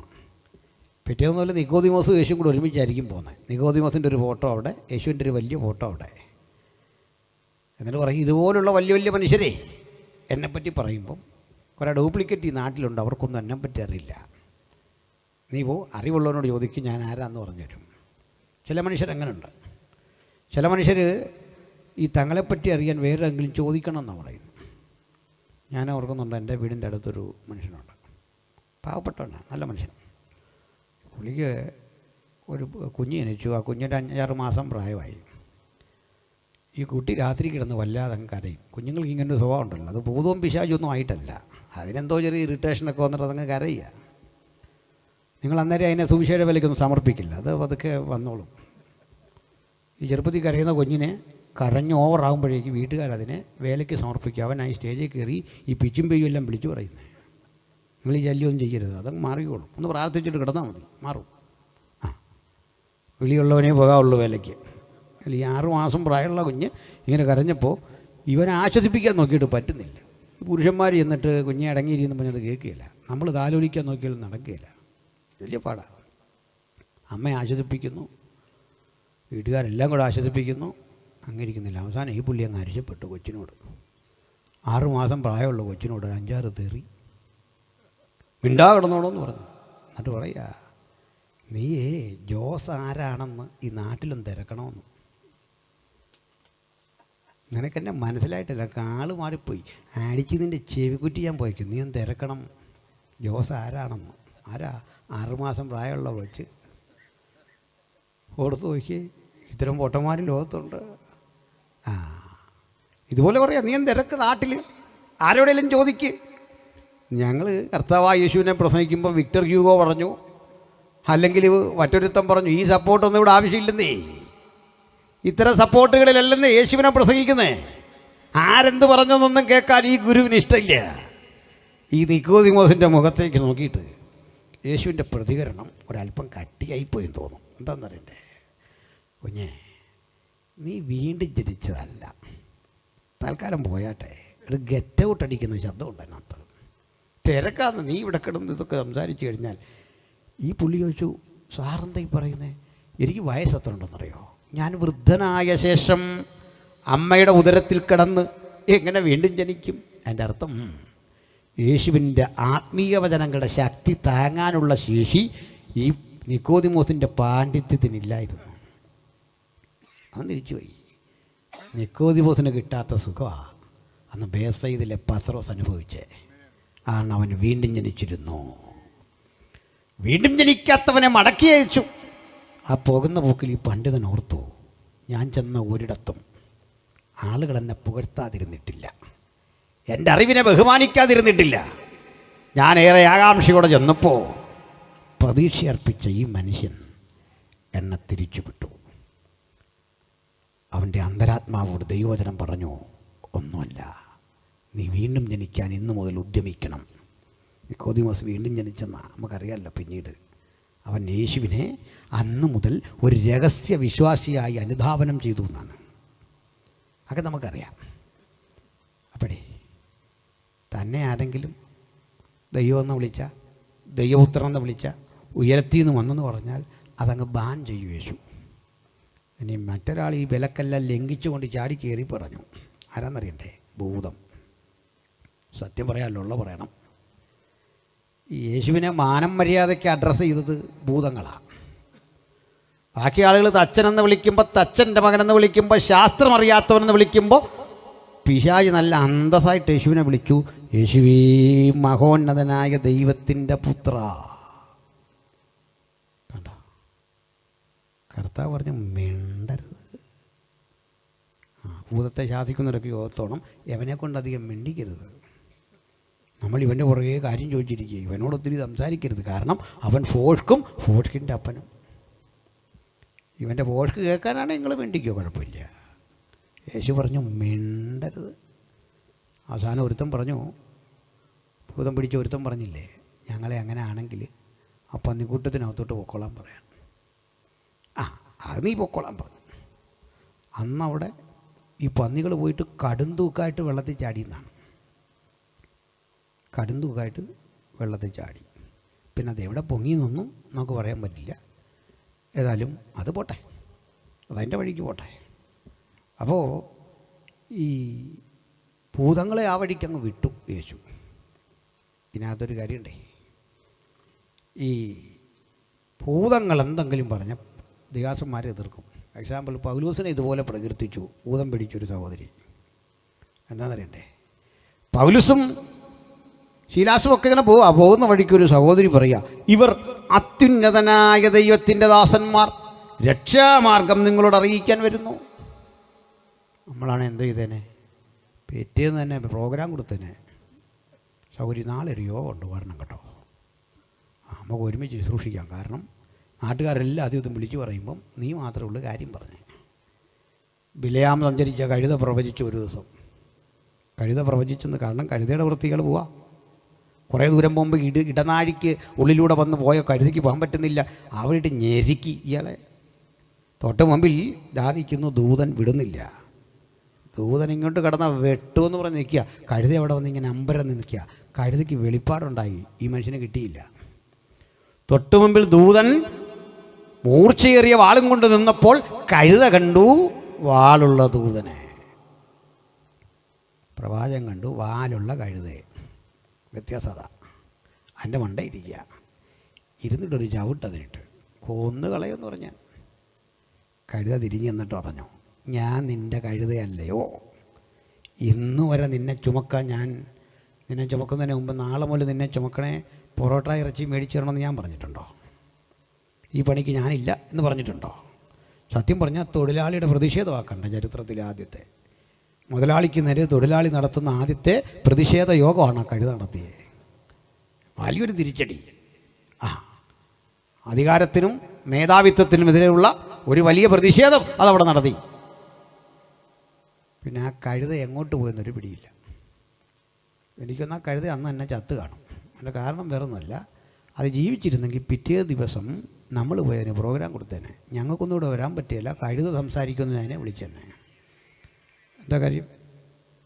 കഴുത സംസാരിക്കും. കാരണം കഴുത പറഞ്ഞെല്ലാം കൃത്യമായിരുന്നു. കഴുതയെ കൊണ്ട് പിന്നെ ഇവിടെ എല്ലാം വരും. ഫ്ലക്സ് അടിക്കുന്ന കഴുതയുടെ ആയിരിക്കും. നാളെ ഈ റവറണ്ട് നിങ്ങളോട് സംസാരിക്കും. നമ്മുടെ ഒരു അസുഖം അത്. പക്ഷെ കർത്താവ് എന്ത് ചെയ്തു? ഭൂതത്തോട് പറഞ്ഞു മിണ്ടരുത്, അനങ്ങരുത്. അപ്പോൾ തന്നെ പുകഴ്ത്തിയവരെ, തന്നെ പ്രശംസിച്ചവരെ, ദൈവമെന്ന് വിളിച്ചവരെ ഒക്കെ കണ്ടിട്ട് പറഞ്ഞു ഏയ് വേണ്ട. അങ്ങനെ ഇരിക്കേ കർത്താവും നമ്മുടെ പത്രോസും അന്ത്രോസും യാക്കോവും എല്ലാം കൂടി യാത്ര ചെയ്തൊരു സ്ഥലത്ത് ചെന്നു. ഫിലിപ്പിൻ്റെ കൈസരിയ. നിങ്ങൾ കേട്ടിട്ടുണ്ടോ? ആ കൈസരിയിലേക്ക് കയറുമ്പോൾ അത് കൈസറുടെ പട്ടണമാണ്. കൈസറുടെ പട്ടണം എന്ന് പറഞ്ഞാൽ എന്താ? രാജ്യം ഭരിക്കുന്ന ചക്രവർത്തി തിരുമനസിന് സമർപ്പിച്ചൊരു പട്ടണം. ആ പട്ടണത്തിലെ ദൈവം ചക്രവർത്തിയാണ്. ചക്രവർത്തിയെ ദൈവമായി ആരാധിക്കുന്ന ആളുകൾ അവിടെ ഉള്ള. ഈ സ്ഥലത്ത് വരുമ്പോൾ യേശു ഒരു ചോദ്യം. കാരണം അവിടെ എപ്പോഴും ഉയർന്നു കേൾക്കാം, നമ്മുടെ കർത്താവും രക്ഷിതാവുമായ റോമാ കൈസറുടെ നാമത്തിൽ ഞാൻ നിങ്ങളെ വന്ദിക്കുന്നു. ഇത് പറഞ്ഞ് അങ്ങോട്ട് കയറാനൊക്കെയുള്ളൂ. നിങ്ങൾക്ക് തോന്നുന്നുണ്ടോ യേശു ഇങ്ങനെ പറഞ്ഞെന്ന്? യേശു മിണ്ടിയില്ല. നാട്ടു നടപ്പല്ലേ എന്ന് ഓർത്ത് ഇതൊന്നും വിളിച്ചു പറയില്ല. ശിഷ്യന്മാർ യേശു മിണ്ടാത്തതുകൊണ്ട് ശിഷ്യന്മാരും മിണ്ടിയില്ല. അപ്പോൾ വാതുക്കൽ അഭിവാദ്യം ചെയ്യാൻ നിൽക്കുന്ന ആളുകൾ ഇവരുടെ ഈ പോക്ക് ഇങ്ങനെ അമ്പരത്തോടെ നോക്കുക. കാരണം വരുന്നവരെല്ലാം ഈ കൈസറെ നമസ്കരിക്കും, ഒരു വെണ്ണക്കൽ ശില്പത്തിൻ്റെ മുമ്പിൽ കാണിക്കയിടും, അവിടെ പ്രദക്ഷിണം ചെയ്യും. ഇതൊന്നും ചെയ്യാതെ ഒരു 10-12 പേരങ്ങോട്ട് പോന്നു. അവരിങ്ങനെ ശ്രദ്ധിക്കുമ്പോൾ കർത്താവ് ഒരു ചോദ്യം. ജനങ്ങൾ മനുഷ്യപുത്രനെ ആർ എന്ന് പറയുന്നു? ഒരുത്തൻ പറഞ്ഞു നീ ഏലിയാവാന്ന് പറയുന്നുണ്ട്, ഒരുത്തൻ പറയുന്നു നീ യെരമ്യാവാന്ന് പറയുന്നുണ്ട്, മറ്റൊരാൾ പറഞ്ഞു നീ പ്രവാചകന്മാരിൽ ഒരുത്തനാണെന്ന് പറയുന്നുണ്ട്. ഇതൊന്നും മോശം പ്രയോഗമല്ല, നല്ല വിവരമുള്ളവൻ്റെ വാക്കാ. തച്ചനെന്ന് വിളിച്ച് കളിയാക്കിയ, വിവരദോഷി എന്ന് വിളിച്ച് കളിയാക്കിയവരുടെ നാട്ടിൽ ഇത് ഏലിയാവാണെന്ന് പറഞ്ഞ നിസാര കാര്യമാണ്. യേശു ഈ അഭിപ്രായം വെട്ടി. അത് ചോദിച്ചു, ഇതൊക്കെ ആണെങ്കിലും നിങ്ങൾ എന്നെ ആരെന്ന് പറയുന്നു? ബഹുവചനമാ ചോദ്യം. നിങ്ങൾ. നമ്മളാണെങ്കിൽ പറയാം, ഇപ്പം ഞാൻ ഷാരൂല്ലേ അച്ചാനും ഒക്കെ ആയിട്ടൊന്ന് ആലോചിച്ചിട്ട്, ഷാരോ മാത്രം ഒരു തീരുമാനം എടുക്കാനൊക്കെയുള്ള ചർച്ചകോടിലൊക്കെ ഒന്ന് പോയി ചോദിച്ചിട്ട് IPC ആയിട്ടൊന്ന് കൂടി ആലോചിച്ചിട്ട്, ഞങ്ങൾ ഉടനെ കൂടുന്നുണ്ട്, കൂടിയിട്ട് അല്ലെ അപകടമാണ്. കാരണം വേറൊന്ന് ഞാൻ പറഞ്ഞു, അവിടെ പോയി കൗൺസിൽ വേറെ ഒന്ന് പറഞ്ഞു, ഇതൊക്കെ വരാതിരിക്കാൻ നമുക്കൊരു പക്വതയുണ്ട്. നല്ല വിവരമാണ് നമ്മളിപ്പോൾ എല്ലാവർക്കും. കൂടി ആലോചിച്ചേ പറയുള്ളൂ. ഇതെല്ലാം കഴിഞ്ഞിട്ട് പറയും കമ്മിറ്റി തീരുമാനം ഇങ്ങനെയാണല്ലോ, ഞാൻ പുള്ളിക്കാരിയോടൊന്ന് ചോദിക്കണമല്ലോ. അല്ലേ പുള്ളിക്കാരി വീട്ടിലോട്ട് ചെല്ലുമ്പോൾ അതും പറഞ്ഞാൽ അച്ഛൻ ഈ വെളിയില്ലാത്തെല്ലാം വിളിച്ചു പറഞ്ഞ് എന്തിനാണെന്ന് ചോദിച്ചാൽ പിള്ളേരടക്കം സൺഡേ സ്കൂളിന് വരത്തില്ല. ആലോചിക്കണം. പക്ഷെ ബേസൈത കടൽക്കരയിൽ വല വീശി മീൻ പിടിച്ച് മീൻ വിറ്റുപജീവനം കഴിച്ചൊരു പാവം മത്സ്യത്തൊഴിലാളി ആ മുഖത്തേക്ക് നെഞ്ചുറപ്പോടെ പറയുക, നീ ജീവനുള്ള ദൈവത്തിൻ്റെ പുത്രനായ ക്രിസ്തു. എന്താ ഇതിൻ്റെ അർത്ഥം? കേൾക്കണം പ്രിയപ്പെട്ടവരെ. യേശു നിരസിച്ചില്ല. നിക്കോദിമോസിൻ്റെ വായടപ്പിച്ച ഭൂതങ്ങളോട് മിണ്ടരുതെന്ന് പറഞ്ഞ നാട്ടുകാരൊക്കെ പ്രശംസിച്ചപ്പോൾ അത് തള്ളിക്കളഞ്ഞവൻ, വീണ്ടും ജനിച്ചവൻ, അവൻ ദൈവമാണെന്ന് പറഞ്ഞപ്പോൾ സ്വീകരിച്ചു. വീണ്ടും ജനിച്ചവർ മാത്രം തിരിച്ചറിയാൻ കഴിയുന്ന വെളിപ്പാടിൻ്റെ പേരാ ആ സുവിശേഷം. വീണ്ടും ജനിക്കാത്ത ഒരാളെങ്കിലും ഉണ്ടെങ്കിൽ ഇപ്പോഴാകുന്നു സുപ്രസാദകാലം, ഇപ്പോഴാകുന്നു രക്ഷാ ദിവസം. ഇത്ര വലിയ രക്ഷയെ ഗണ്യമാക്കാതെ പോകരുത്. വീണ്ടും ജനനം സുപ്രധാനം. ചുരുക്കി പറഞ്ഞാൽ യേശു തൻ്റെ അപരാഭിധാനങ്ങളിൽ ഏറ്റവും ഇഷ്ടപ്പെട്ടത് ആളുകൾ തന്നെ മനുഷ്യപുത്രനെന്ന് വിളിക്കണം, പ്രിയപ്പെട്ടവർ തന്നെ തിരിച്ചറിഞ്ഞ വെളിപ്പാടുള്ളവർ ദൈവമെന്നും വിളിക്കണം. മതി. മനസ്സിലായില്ലേ? നാട്ടുകാരൊക്കെ എങ്ങനെ വിളിക്കണം? മനുഷ്യപുത്രൻ. യേശു മനുഷ്യപുത്രൻ തന്നെ തിരുത്തി കൊടുക്കും. അതിലേക്കൂടെ വരാം. നമ്മുടെ കർത്താവ് അവിടുത്തെ ജഡപ്രവേശനം, അതായത് ആത്മരൂപിയായ പിതാവിനോടുള്ള സമത്വം മുറുകെ പിടിക്കണമെന്ന് വിചാരിക്കാതെ ദാസ്യരൂപമെടുത്തു വേഷത്തിൽ മനുഷ്യനായി വിളങ്ങിയ ആ കർത്താവിനെക്കുറിച്ച് നാം അറിയുന്നതിലും അധികം അറിഞ്ഞിരുന്ന ഒരാളുണ്ട് അവിടെ. അത് പിശാചിനറിയാം, ആദ്യത്തെ ആദമിനെ ഞാൻ ഏദനിൽ തകർത്തു. ദൈവം അന്നേ കുറിച്ച് വെച്ചു, സ്ത്രീയുടെ സന്തതി സർപ്പത്തിൻ്റെ തല തകർക്കും. അന്ന് മുതൽ അവൻ കാത്തിരിക്കുക, ഒരൊടുക്കത്തെ ആദമായവൻ എൻ്റെ തല തകർക്കാനായിട്ട് വരും. എന്നാൽ അവൻ സർവജ്ഞാനിയല്ല, ജ്ഞാനിയാണ്, അറിവുണ്ട്. യേശുവിനെ കണ്ടിട്ട് ഇവന് എൻ്റെ തല തകർക്കാൻ വരുന്ന ആൾ ഇതോ എന്നൊരാശങ്ക. അതുകൊണ്ട് യേശുവിനെ കാണുന്നിടത്ത് വിളിക്കും ദൈവപുത്ര. യേശുവിൻ്റെ മറുപടി കേൾക്കണം. പണ്ട് ഏദനിൽ ആദമിനെ തോൽപ്പിച്ച പിശാചിൻ്റെ ശക്തിയും കറിയോ? ആദമിന് ഭക്ഷണം വേണ്ടാത്തവനാണ്, കാരണം വിശപ്പില്ല. ആദം കഴിച്ച വിശപ്പിനല്ല, രുചിക്ക് വേണ്ടിയാണ്, സ്വാദിന് വേണ്ടി. നിത്യതയിൽ അങ്ങനെ മനുഷ്യന് ഭക്ഷണമുണ്ട്, വിശക്കുകയില്ല. പിന്നെ എന്തിനാ ഭക്ഷണം? സ്വാദിന് കഴിക്കുന്നതും വിശപ്പിന് കഴിക്കുന്നതും രണ്ട് രീതിയിലാണ്. മനസ്സിലായോ? ഇല്ല. പറയാം. അതാണ് കല്യാണത്തിന് ചില ആളുകൾ സകല കല്യാണത്തിന് ഇരുന്ന് സാധാരണ ഒരു മനുഷ്യന് ഒരാഴ്ച കഴിക്കേണ്ട ഭക്ഷണം അവൻ 10 മിനിറ്റ് കൊണ്ട് കഴിച്ച് തീർക്കും.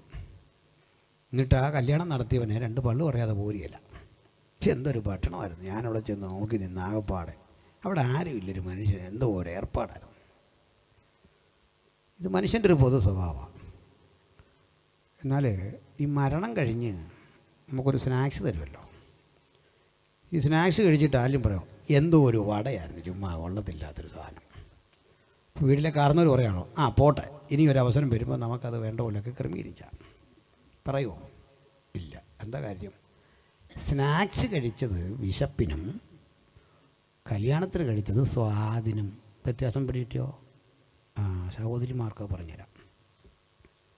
ഈ പുരുഷന്മാർ ജോലിയെല്ലാം കഴിഞ്ഞ് തിരക്ക് പിടിച്ച് വീട്ടിലോട്ട് വരും. ഫുഡ് അങ്ങോട്ട് വെക്കും.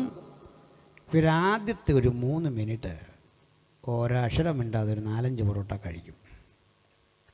ചപ്പാത്തി കല്ലിൽ കഴിച്ചിട്ട് പറയും, അടുത്തത് വിളമ്പാൻ ചെല്ലി പറയും ഇതിന് ടേസ്റ്റ് പോരാ, കറി ശരിയായില്ല, ഉപ്പ് കൂടിപ്പോയി. കാരണം ആദ്യത്തെ വിശപ്പടങ്ങാനുള്ള അങ്ങ് ചെന്നു. അത് വിശപ്പിന്, രണ്ടാമത്തെ സ്വാദിന്.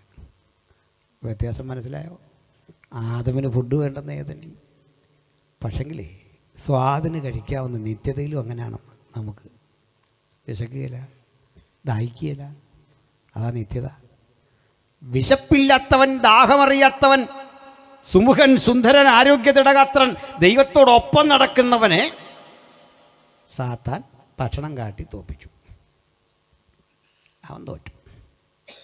ഇതാ മരുഭൂമിയിൽ ഒടുക്കത്തെ ആദം ഉപവസിച്ചിട്ടിരിക്കുക. വിശക്കുന്നവൻ, ദാഹിക്കുന്നവൻ ഇരിക്കുന്ന പർദീസയിലല്ല, മരുഭൂമിയിൽ. പണ്ട് നിന്റെ പൂർവികനെ ഏദനിൽ തോൽപ്പിച്ചെങ്കിൽ ഈ മരുഭൂമിയിൽ തോൽപ്പിക്കാൻ എളുപ്പം എന്ന് കരുതി വന്നിട്ട് ഇരിക്കുന്ന ആളിനെ സൂക്ഷ്മമായി നോക്കിയിട്ട് മുമ്പേ പറഞ്ഞ പ്രലോഭനം ഒന്ന് കൊണ്ടുവരാൻ നോക്കുക, പ്രലോഭിപ്പിക്കാൻ നോക്കുക. പക്ഷേ യേശു ഏറ്റെടുക്കില്ല. രസകരമായ കാര്യം കേട്ടില്ലേ? യേശുവിനോട് അവൻ ചോദിക്കുന്ന പദം ശ്രദ്ധിക്കണം. നീ ദൈവപുത്രൻ എങ്കിൽ, you are the son of God, നീ ദൈവപുത്രനെങ്കിൽ ഈ കല്ലിനോട് അപ്പമാകാൻ പറ. നമ്മളാണ് എന്ത് പറഞ്ഞേ? നീ കൂടുതലൊന്നും പറയണ്ട, ഞാൻ എത്രയോ തവണ കല്ല് അപ്പമാക്കിയിരുന്നു. ഞാൻ ബുദ്ധിരിക്കണ്ടത്തായിരുന്നപ്പോൾ എത്ര കല്ല് ആളുകൾക്ക് പ്രാർത്ഥിച്ച് അപ്പമാക്കി കൊടുത്തു. മറൈൻ ഡ്രൈവിൽ പോയപ്പോൾ ലോഡ് കണക്കിന് കല്ലുമായിട്ട് ആളുകൾ വന്നു, അതെല്ലാം തിരിച്ച് ചപ്പാത്തിയാക്കി കൊടുത്തു വിട്ട ആളാണ് ഞാൻ. ന്യൂയോർക്കിലായിരുന്നപ്പോൾ ഇതിലും വലുത് ചെയ്തു. ടെക്സാസിൽ നിന്ന് ഞാൻ പോരുമ്പോൾ അത്ഭുതം കാരണം നിൽക്കാൻ വയ്യാതായി. ഇങ്ങനെ നമ്മൾ കീച്ചു വിടുന്നേ. യേശു അവൻ്റെ മുഖത്തേക്ക് നോക്കിയിട്ട് പറഞ്ഞു, ഡാ, മനുഷ്യൻ അപ്പം കൊണ്ട് മാത്രമല്ല. ചോദ്യം, നീ ദൈവപുത്രനെങ്കിൽ. യേശുവിൻ്റെ ഉത്തരം, മനുഷ്യൻ അപ്പം കൊണ്ട് മാത്രമല്ല. എന്താ മനസ്സിലായി? ഇവൻ വിളിച്ച ദൈവപുത്രൻ, യേശു പറഞ്ഞു കൊടുത്തല്ലടാ മനുഷ്യൻ. നീ പക്ക മനുഷ്യനായിട്ട് കണ്ടാൽ മതി. ഇതെന്താ ഇങ്ങനെ പറഞ്ഞു കൊടുക്കുന്നത്? കാരണമുണ്ട്. യൂണിഫോമിൽ വരുന്ന ഒരു ഭീകരനെ പിടിക്കാൻ യൂണിഫോമിൽ വരുന്ന ഉദ്യോഗസ്ഥനേക്കാൾ പ്രായോഗികമായി വിജയിക്കുന്നത് മഫ്റ്റിയിൽ വരുന്ന, വേഷം മാറി വരുന്ന പോലീസുകാരനാണ്. പിടിയിട്ടോ? ഇല്ല. ഒരു ഭീകരൻ വേഷം മാറി നമ്മുടെ യോഗത്തിൽ വന്നിരുന്നു കൂട്ടിക്കോ, അപ്പോൾ വേഗത്തിൽ അന്യഭാഷ പറയുന്നു, ചാടുന്നു, തുള്ളുന്നു, അവനങ്ങ് പ്രകടിപ്പിക്കുകയല്ലേ. പോലീസ് വന്നു പറഞ്ഞ് അവൻ തിരിഞ്ഞു നോക്കും. ഈ വണ്ടി കാണുമ്പോഴേ അവൻ ഇവിടുന്ന് ഫോൺ കറക്കിയിട്ട് വിളിക്കും. ആരെങ്കിലും രാഷ്ട്രീയക്കാരെ വിളിച്ചിട്ട് പറയും, പുള്ളി അവിടെ കിടപ്പുണ്ടെന്ന് മാറ്റിക്കുക, ഞാനങ്ങ് പോക്കോട്ടെ. പോലീസുകാരുടെ ഫോൺ വരും, താനെന്തിനോടെ പോയി നിൽക്കുക യോഗ സ്ഥലത്ത്, ഇങ്ങോട്ട് വാ. പോലീസുകാരൻ പോകുന്നതൊക്കെ തന്നെ ഇയാൾ പോകും. യൂണിഫോം ഇട്ടവൻ വന്നാൽ പഠിച്ച കള്ളനെ പിടിക്കാൻ പറ്റിയില്ല, അവന് പണി അറിയാം. കാക്കി കാണുമ്പോഴേ അവനറിയാം കക്ഷി ആരാണ്. അങ്ങനെ ഇരിക്കുമ്പോൾ പഴയ ഫയലുകളെല്ലാം പരതി വരുമ്പോൾ പറയുന്നുണ്ട്, ഒരുത്തൻ ദേ കളിപ്പിച്ച് നടക്കുന്നുണ്ട്, കിട്ടുന്നില്ല, ഭയങ്കര സ്വാധീനമാണ്, ഭയങ്കര വിഷയം, അവനെ പിടിക്കാൻ പറ്റില്ല. അനുഭവ സമ്പത്തുള്ള നല്ല നീതിബോധമുള്ളൊരു ഓഫീസർ പറഞ്ഞു, ഞാൻ പിടിക്കാം. റെഡിയാണോ? അതെ. നിങ്ങളാരും അറിയണ്ട, ഞാൻ അവനെ കയ്യാമം വെച്ച് ഇവിടെ കൊണ്ടുവരും. പുള്ളി രാവിലെ അനിപ്പാസ്റ്ററെ വിളിച്ചിട്ട് യോഗ എപ്പോഴാണ് പാസ്റ്ററെ? ഇന്ന സമയത്താണ്. എനിക്കും ഒന്ന് കൂടണം ആ യോഗത്തിന്. ആരാ ആ വിളിക്കുന്ന എൻ്റെ അടുത്ത്? ഞാനൊരു സഹോദരനാണ്, ഒരു സഭയിലെ വിശ്വാസിയാണ്. പുള്ളി ബൈബിളുമൊക്കെ ആയിട്ട് നേരത്തെ വന്ന് ഇവൻ ഇരിക്കുന്നതിൻ്റെ അടുത്തങ്ങ് ഇരിപ്പുറപ്പിച്ചു. ഇവൻ അന്യഭാഷ പറയുമ്പോൾ പുള്ളി 2 ശക്തിക്ക് ഇരട്ടിക്ക് പറയാൻ തുടങ്ങി. 2 പേരും ആരാധിക്കാൻ തുടങ്ങി. അവരെ സംശയമൊന്നുമില്ല. യോഗ കഴിഞ്ഞ് ഇവൻ അങ്ങോട്ട് പോകാൻ നേരം പുള്ളിയെ രട്ടി ഒരു പിടി. ഇവൻ പ്രതികരിക്കാൻ നോക്കിയിട്ട് പറഞ്ഞ് കയറാതെ പിടിച്ച് വലിച്ച് വണ്ടിയിലോട്ട് തട്ടുമ്പോൾ അനിപ്പാസ് പറയും, വിഷയം എന്താ? ഒരു വിഷയമില്ല പാസ്റ്റേ, കാണാം. പാസ്റ്റോടെ നിൽക്കുക, കാണാം. പിറ്റേന്ന് പത്രത്തിൽ കാണാം, കൊടും കുറ്റവാളി അറസ്റ്റിൽ. യൂണിഫോമിലെല്ലാം അറസ്റ്റ് ചെയ്ത ആളിൻ്റെ പോലീസ് ഉദ്യോഗത്തിൻ്റെ റാങ്കും ഡീറ്റെയിലും എല്ലാം കൊടുത്തോണ്ട് പറയാം, ഇന്ന സ്ഥലത്ത് വെച്ച് ഇന്ന രൂപത്തിൽ അറസ്റ്റ് ചെയ്തേ. വൈകിട്ട് മാധ്യമ ചർച്ചകളിൽ കാണാം, ഈ കൊടും കുറ്റവാളിയെ താങ്കൾ എങ്ങനെ കീഴടക്കിയേ? മാധ്യമപ്രവർത്തനോട് പോലീസുകാരൻ പറയും, ഇയാൾ പഠിച്ച പണി പലതും നോക്കി, ഞാൻ ഇവൻ്റെ കേസ് ഡയറി മുഴുവൻ പരിശോധിച്ച് ഇവൻ പോകാനിടയുള്ള സ്ഥലങ്ങളിലൊക്കെ ഇവനെപ്പോലെ വേഷം മാറിച്ചെന്നു ഇവനെ കീഴടക്കി. അന്ന് മുതലേ സമസ്വഭാവമുള്ള കുറ്റവാളികൾക്കൊരു പേര്, കാക്കിയിട്ട പോലീസല്ല കരുത്തൻ, മഫ്റ്റിയിൽ വരുന്നവൻ കരുത്തനാവൻ തല കൊണ്ടല്ലാതെ പോവില്ല. എന്താ മനസ്സിലായി? ദൈവപുത്രനായി വരുന്ന ക്രിസ്തുവിനേക്കാൾ സാത്താന് പേടി വേഷത്തിൽ മനുഷ്യനായി വിളങ്ങി വരുന്ന യേശുവിനെ കണ്ടപ്പോൾ മനസ്സിലായി, എൻ്റെ തല പോക്ക, എന്നെ പിടിക്കുക. അതിനാണ് യേശു കൂടെ പറയുന്നത് മനുഷ്യപുത്രൻ. അതിനാണ് ഇന്നും നമ്മൾ ശാസിക്കുമ്പോൾ യേശുവിൻ്റെ ലോക്കൽ അഡ്രസ്സ് വെച്ചടിക്കുന്നത്. പിശാചിനെ വിളിച്ചിട്ട് പറയും, നസ്രായനാ യേശുവിൻ്റെ ലോക്കലാണ്. പത്തിയൂർ എന്ന് പറയുന്ന പോലെ സ്ഥലമാണ്. പറഞ്ഞ പിടിയിട്ടോ, ഒരു ലോക്കൽ സ്ഥലം. ലോക്കൽ അഡ്രസ്സ് കൊടുത്തിട്ട് പറയും, ഇത് കണ്ടോ, ആളിനെ അറിയോ, ആ നാമത്തിലാണ് ഞാൻ നിന്നോട് കൽപ്പിക്കുന്ന, വിട്ടുപോ. എന്ത് പിടികിട്ടി? സ്വർഗമഹിമ പിടിഞ്ഞ് താണലോകത്തിലേക്ക് വന്ന യേശു വേഷത്തിൽ മനുഷ്യനായി വിളങ്ങി ആദമ്യകുലത്തിൻ്റെ തോൽവി ഇനി ആവർത്തിക്കപ്പെടാതിരിക്കാൻ ആ ശരീരം കൊണ്ട് സാത്താന്യ ശക്തിയെ ചെറുത്തോൽപ്പിച്ച് തകർത്ത് തരിപ്പണമാക്കി അവന് പ്രായച്ചിത്തമായി തൻ്റെ പ്രാണനെ നമുക്ക് വേണ്ടി യാഗമാക്കി തന്നു. അപ്പോൾ കൂടി വിശദീകരിച്ച് നമുക്ക് അവസാനിപ്പിക്കാം. പ്രിയരെ, ഓർക്കേണ്ട ഒരു കാര്യം, ഈ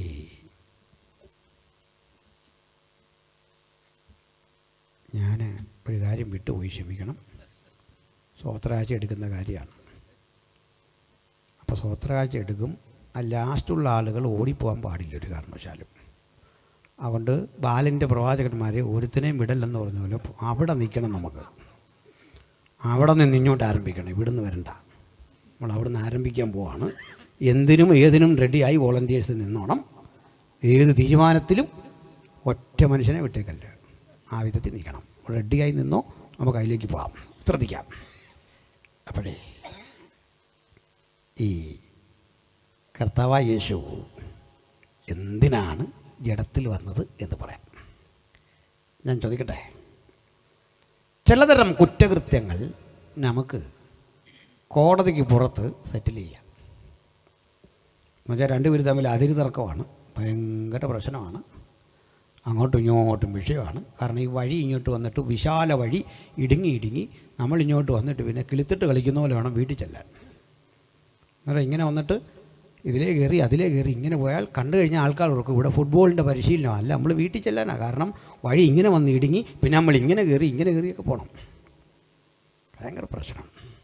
2 പേര് നിങ്ങൾ പതിറ്റാണ്ടുകളുടെ തർക്കം, അതിൻ്റെ പേര് കോടതിയായി പോലീസായി എന്നും തർക്കം. ഇവർ 2 കൂടെ തീരുമാനിച്ചു, എന്തിനായി അലമ്പ്, അയാൾക്ക് ഇച്ചിരി സ്ഥലം കൊടുത്തേക്കാം, വിട്ടുവീഴ്ച 2 ഭാഗത്തു നിന്നും. അങ്ങനെ പതിറ്റാണ്ടുകൾ കോടതിയിൽ കിടക്കുന്ന കേസ് നമുക്ക് ഒത്തുതീർപ്പിലെത്തിക്കാം. കോടതി അറിയിച്ചാൽ മതി, ഞങ്ങൾ തങ്ങൾ ഈ പ്രശ്നമൊന്നുമില്ല. കോടതി സമ്മതിക്കും. കോടതി തീർക്കാൻ വയ്യാത്ത കേസുണ്ട്. 2 പേര് തമ്മിൽ ഏറ്റുമുട്ടി, അല്ലേ, ഭാര്യയും ഭർത്താവോടെ വഴക്കുണ്ടായി, പുള്ളി ഒരു പേർക്ക് ആൾ താഴെ വീണ് മരിച്ചു. പോലീസ് പിടിക്കാൻ വന്നപ്പോൾ ഇയാൾ പറയുക, അതിപ്പോൾ സാറേ ചാവെന്ന് ഓർത്തൊന്നും ചെയ്തതല്ല സാറേ, പെട്ടെന്നൊരു തട്ട് തട്ടി, നമ്മൾ മനുഷ്യരല്ലേ സാറേ, സാറങ്ങ് വിട്ടുകളാ. നടക്കുമോ? നടക്കുകയില്ല. സാറ് വിട്ടാലും കേസ് തിരിയല, അഴി എണ്ണണം, കോംപ്രമൈസ് ഇല്ലാത്തതാണ്, ഒരു രക്ഷയില്ല. അങ്ങനെയെങ്കിൽ ഏറ്റവും വലിയ ശിക്ഷ എന്താണ് കുറ്റത്തിന്? കുറ്റകൃത്യത്തിന് കിട്ടാവുന്ന ഏറ്റവും വലിയ ശിക്ഷ ക്യാപിറ്റൽ പണിഷ്മെൻ്റ് എന്ന് പറയും. അതായത് വധശിക്ഷ. അതിനപ്പുറത്ത് ശിക്ഷയില്ല. നമ്മൾ ഇഹലോകത്തിൽ ഇതുവരെ ചെയ്ത പാപത്തിൻ്റെ കണക്കെടുക്കുക. തെറ്റുകളുടെ മുഴുവൻ കണക്കെടുത്താൽ നമ്മളെല്ലാം വധശിക്ഷയ്ക്കർഹരാണ്. എന്താ കാര്യം? വധശിക്ഷയ്ക്കർഹരാകാനുള്ള കാരണം പാപത്തിൻ്റെ ശമ്പളം മരണമത്രേ. ചിലതരം ശിക്ഷകൾ നമുക്ക് ഇളവ് ചെയ്ത് കൊടുക്കാൻ പറ്റും. എക്സാമ്പിൾ, നിങ്ങളൊരാളുടെ പണം കടം വാങ്ങി, നിങ്ങളകത്ത് പോകും എന്ന് ഉറപ്പായപ്പോൾ നിങ്ങളുടെ ഒരു ബന്ധു അല്ലെ അനുജൻ ജ്യേഷ്ഠൻ വന്ന് അയാളുടെ വീതം മുഴുവൻ വിറ്റ് ആ കടം തീർത്ത് കഴിഞ്ഞാൽ നിങ്ങൾ റിലീസായി, നിങ്ങൾക്ക് പുറത്തു വരാം. നിങ്ങൾ കൊന്നിട്ട് നിൽക്കുന്ന നിങ്ങൾക്ക് ശിക്ഷ കിട്ടി, വധശിക്ഷ. വളരെ സ്നേഹമുള്ളൊരു മനുഷ്യൻ വന്നിട്ട് പറയുക, സാർ, അല്ല നിങ്ങളുടെ അമ്മ, നിങ്ങളുടെ അപ്പൻ, സ്നേഹമുള്ള അമ്മ വന്നിട്ട് പറയാണ്, മോനെ കൊല്ലല്ലേ, കാര്യം അവൻ കുറ്റവാളിയാണ്, അവന് പകരം സാർ ഞാൻ മരിച്ചോളാം, എനിക്കിത്രയും പ്രായമായല്ലോ, ഞാനവന് പകരം വധിക്കപ്പെടാൻ തയ്യാറാണ്, സമ്മതിക്കുമോ? സമ്മതിക്കാത്ത എന്താണെന്നറിയണ്ടേ? അപ്പോൾ നിൻ്റെ കുറ്റകൃത്യത്തിന് വേണ്ടി ആര് മരിക്കും? നീയും കുറ്റവാളിയല്ലേ ജീവിതത്തിൽ?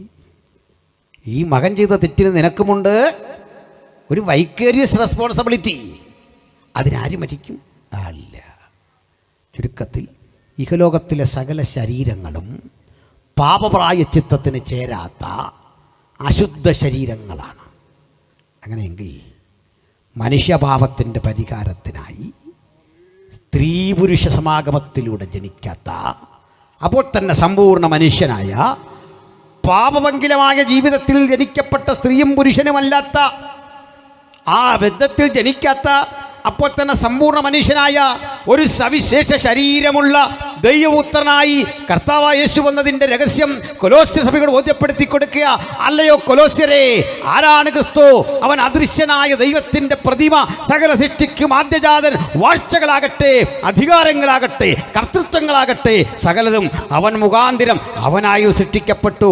അവനിലാണ് ദൈവത്തിൻ്റെ സകല സമ്പൂർണതയും ദേഹരൂപമായി വസിക്കുന്നത്. ഇന്നിവിടുന്ന് പോകുമ്പോൾ ദൈവത്തിൻ്റെ സകല സമ്പൂർണതയും ദേഹരൂപമായി വസിക്കുന്ന ആ ക്രിസ്തുവിനെ സ്പർശിക്കുന്നവർക്ക് ഒരു കാര്യം ഉറപ്പാണ്, ദൈവത്തിൻ്റെ സമ്പൂർണതയുടെ ഒരളവ് നമ്മുടെ ജീവിതത്തിൽ അവൽ നിന്ന് പ്രാപിക്കുക. മനുഷ്യത്വത്തിൻ്റെ സമ്പൂർണതയുടെ ഒരളവ്, ആവശ്യത്തിനുള്ളൊരളവ് നമുക്ക് അവൽ നിന്ന് പ്രാപിക്കാം.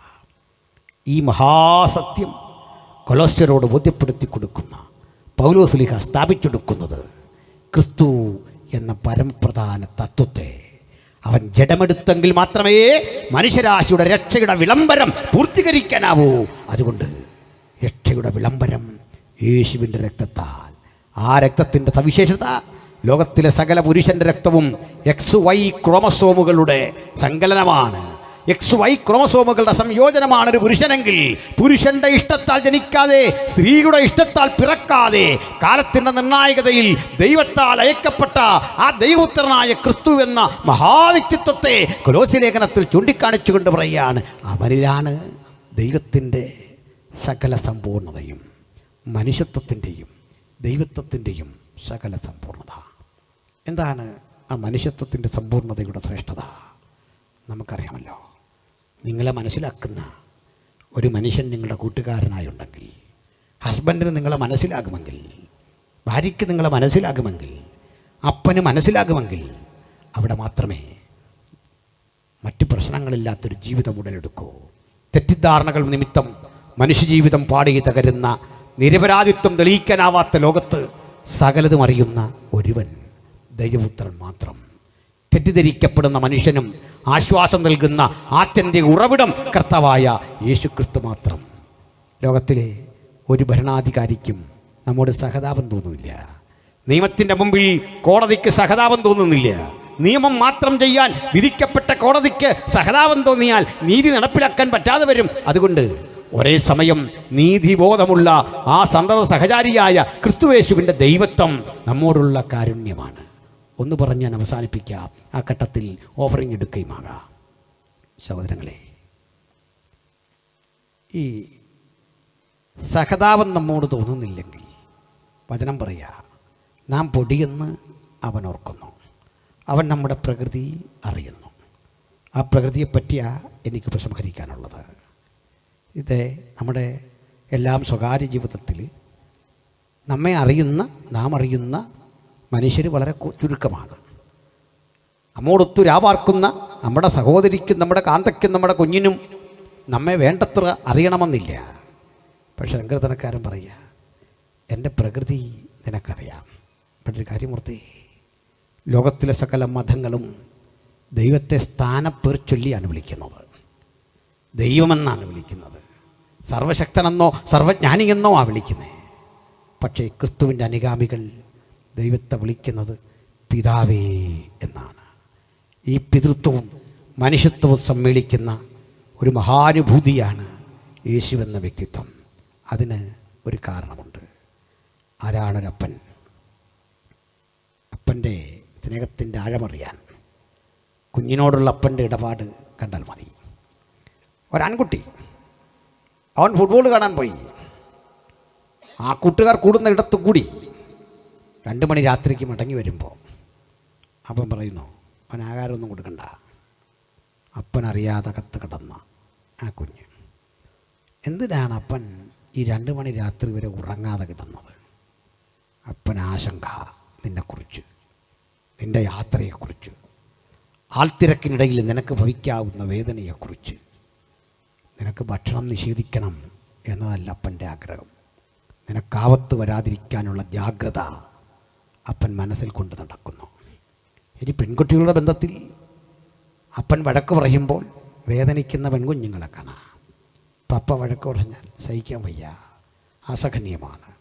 അമ്മ തല്ലുന്നതിനേക്കാൾ വേദനാജനകമാണ് അപ്പ വഴക്ക് പറയുന്നത്. അപ്പ വഴക്ക് പറയുന്ന കുഞ്ഞ് ഊണ് കഴിക്കാതെ മാറിക്കിടക്കുന്നു. ഊണ് കഴിക്കാതെ കിടക്കുന്ന കുഞ്ഞിൻ്റെ അരികിലേക്ക് അപ്പ ചെല്ലുന്നു. കുഞ്ഞ് വന്നാട്ടെ. അപ്പയുടെ അരികിലേക്ക് കൊണ്ടിരുത്തുന്നു. ആ കുഞ്ഞിന് വാരിക്കൊടുക്കുന്നു. പ്രായമുള്ള കുട്ടിയാകാം, പക്ഷേ വാരി കൊടുക്കുമ്പോൾ നമുക്കൊക്കെ തോന്നാം കുട്ടിക്ക് അഹങ്കാരം. അപ്പോഴും അപ്പയുടെ ഹൃദയം വലുതാണ്, കുഞ്ഞിനോട് പറ്റിയിരിക്കുന്നതാണ്. കുഞ്ഞിന് വേണ്ടി അപ്പയുടെ ഹൃദയവും വാശിയുമൊക്കെ ചുരുങ്ങുന്നു. സ്വർഗസ്ഥ പിതാവും ഇതുപോലെയാണ്. നമുക്ക് വേണ്ടി നമ്മിലേക്ക് നമ്മുടെ ഹൃദയമറിഞ്ഞ് ചുരുങ്ങി വന്ന് കാലത്തിൻ്റെ സമ്പൂർണ്ണതയിൽ തൻ്റെ പുത്രനെ അയച്ച് നമുക്ക് രക്ഷ വാഗ്ദത്തം ചെയ്ത ആ മഹത്തരമായ അനുഭവം ഓർത്തുകൊണ്ട് തിരുവെഴുത്ത് പറയുക, കാൺമീൻ നാം ദൈവമക്കളെന്ന് വിളിക്കപ്പെടുവാൻ എത്ര വലിയ സ്നേഹം പിതാവ് നമുക്ക് നൽകിയിരിക്കുന്നു. ആ സ്നേഹം ആസ്വദിക്കാതെ ഒരാളെങ്കിലും ഇന്ന് രാത്രി ഇവിടെ ഉണ്ടെങ്കിൽ ഇപ്പോഴാകുന്നു സുപ്രസാദകാലം, ഇപ്പോഴാകുന്നു രക്ഷാ ദിവസം. ഈ മഹത്തര രക്ഷ കരഗതമാക്കാൻ ഈ വചനം കേൾക്കുന്ന ഏവർക്കും അത്യുന്നതൻ കൃപയും പ്രാപ്തിയും നൽകട്ടെ. സ്വർഗീയമായ അനുഭവങ്ങൾ അവനെ പിൻഗമിക്കട്ടെ. സർവസമ്പൂർണതയും ദേഹരൂപമായി വസിക്കുന്ന ആ ക്രിസ്തുവിൻ്റെ ചൈതന്യവുമായി മടങ്ങിപ്പോകാൻ അകത്തും പുറത്തും ഈ തിരുവെഴുത്ത് കേൾക്കുന്ന ഏവർക്കും ദൈവം കൃപ നൽകട്ടെ എന്ന പ്രാർത്ഥനയിൽ രക്ഷയ്ക്ക് കാരണഭൂതനായ ആ ദൈവപുത്രനെ ഞങ്ങൾ ഒരിക്കൽ കൂടി ഉയർത്തിക്കാട്ടിച്ചുകൊണ്ട് മറ്റൊരുവരിലും രക്ഷയില്ല, നാം രക്ഷിക്കപ്പെടുവാൻ ആകാശത്തിന് കീഴിൽ മനുഷ്യരിടയിൽ നൽകപ്പെട്ട ഒരേ ഒരു നാമം കർത്താവായ യേശുക്രിസ്തു എന്ന ശ്രേഷ്ഠനാമത്തെ ഉയർത്തിക്കൊണ്ട് ഞങ്ങൾ ഉപസംഹരിക്കുന്നു. ദൈവത്തിന്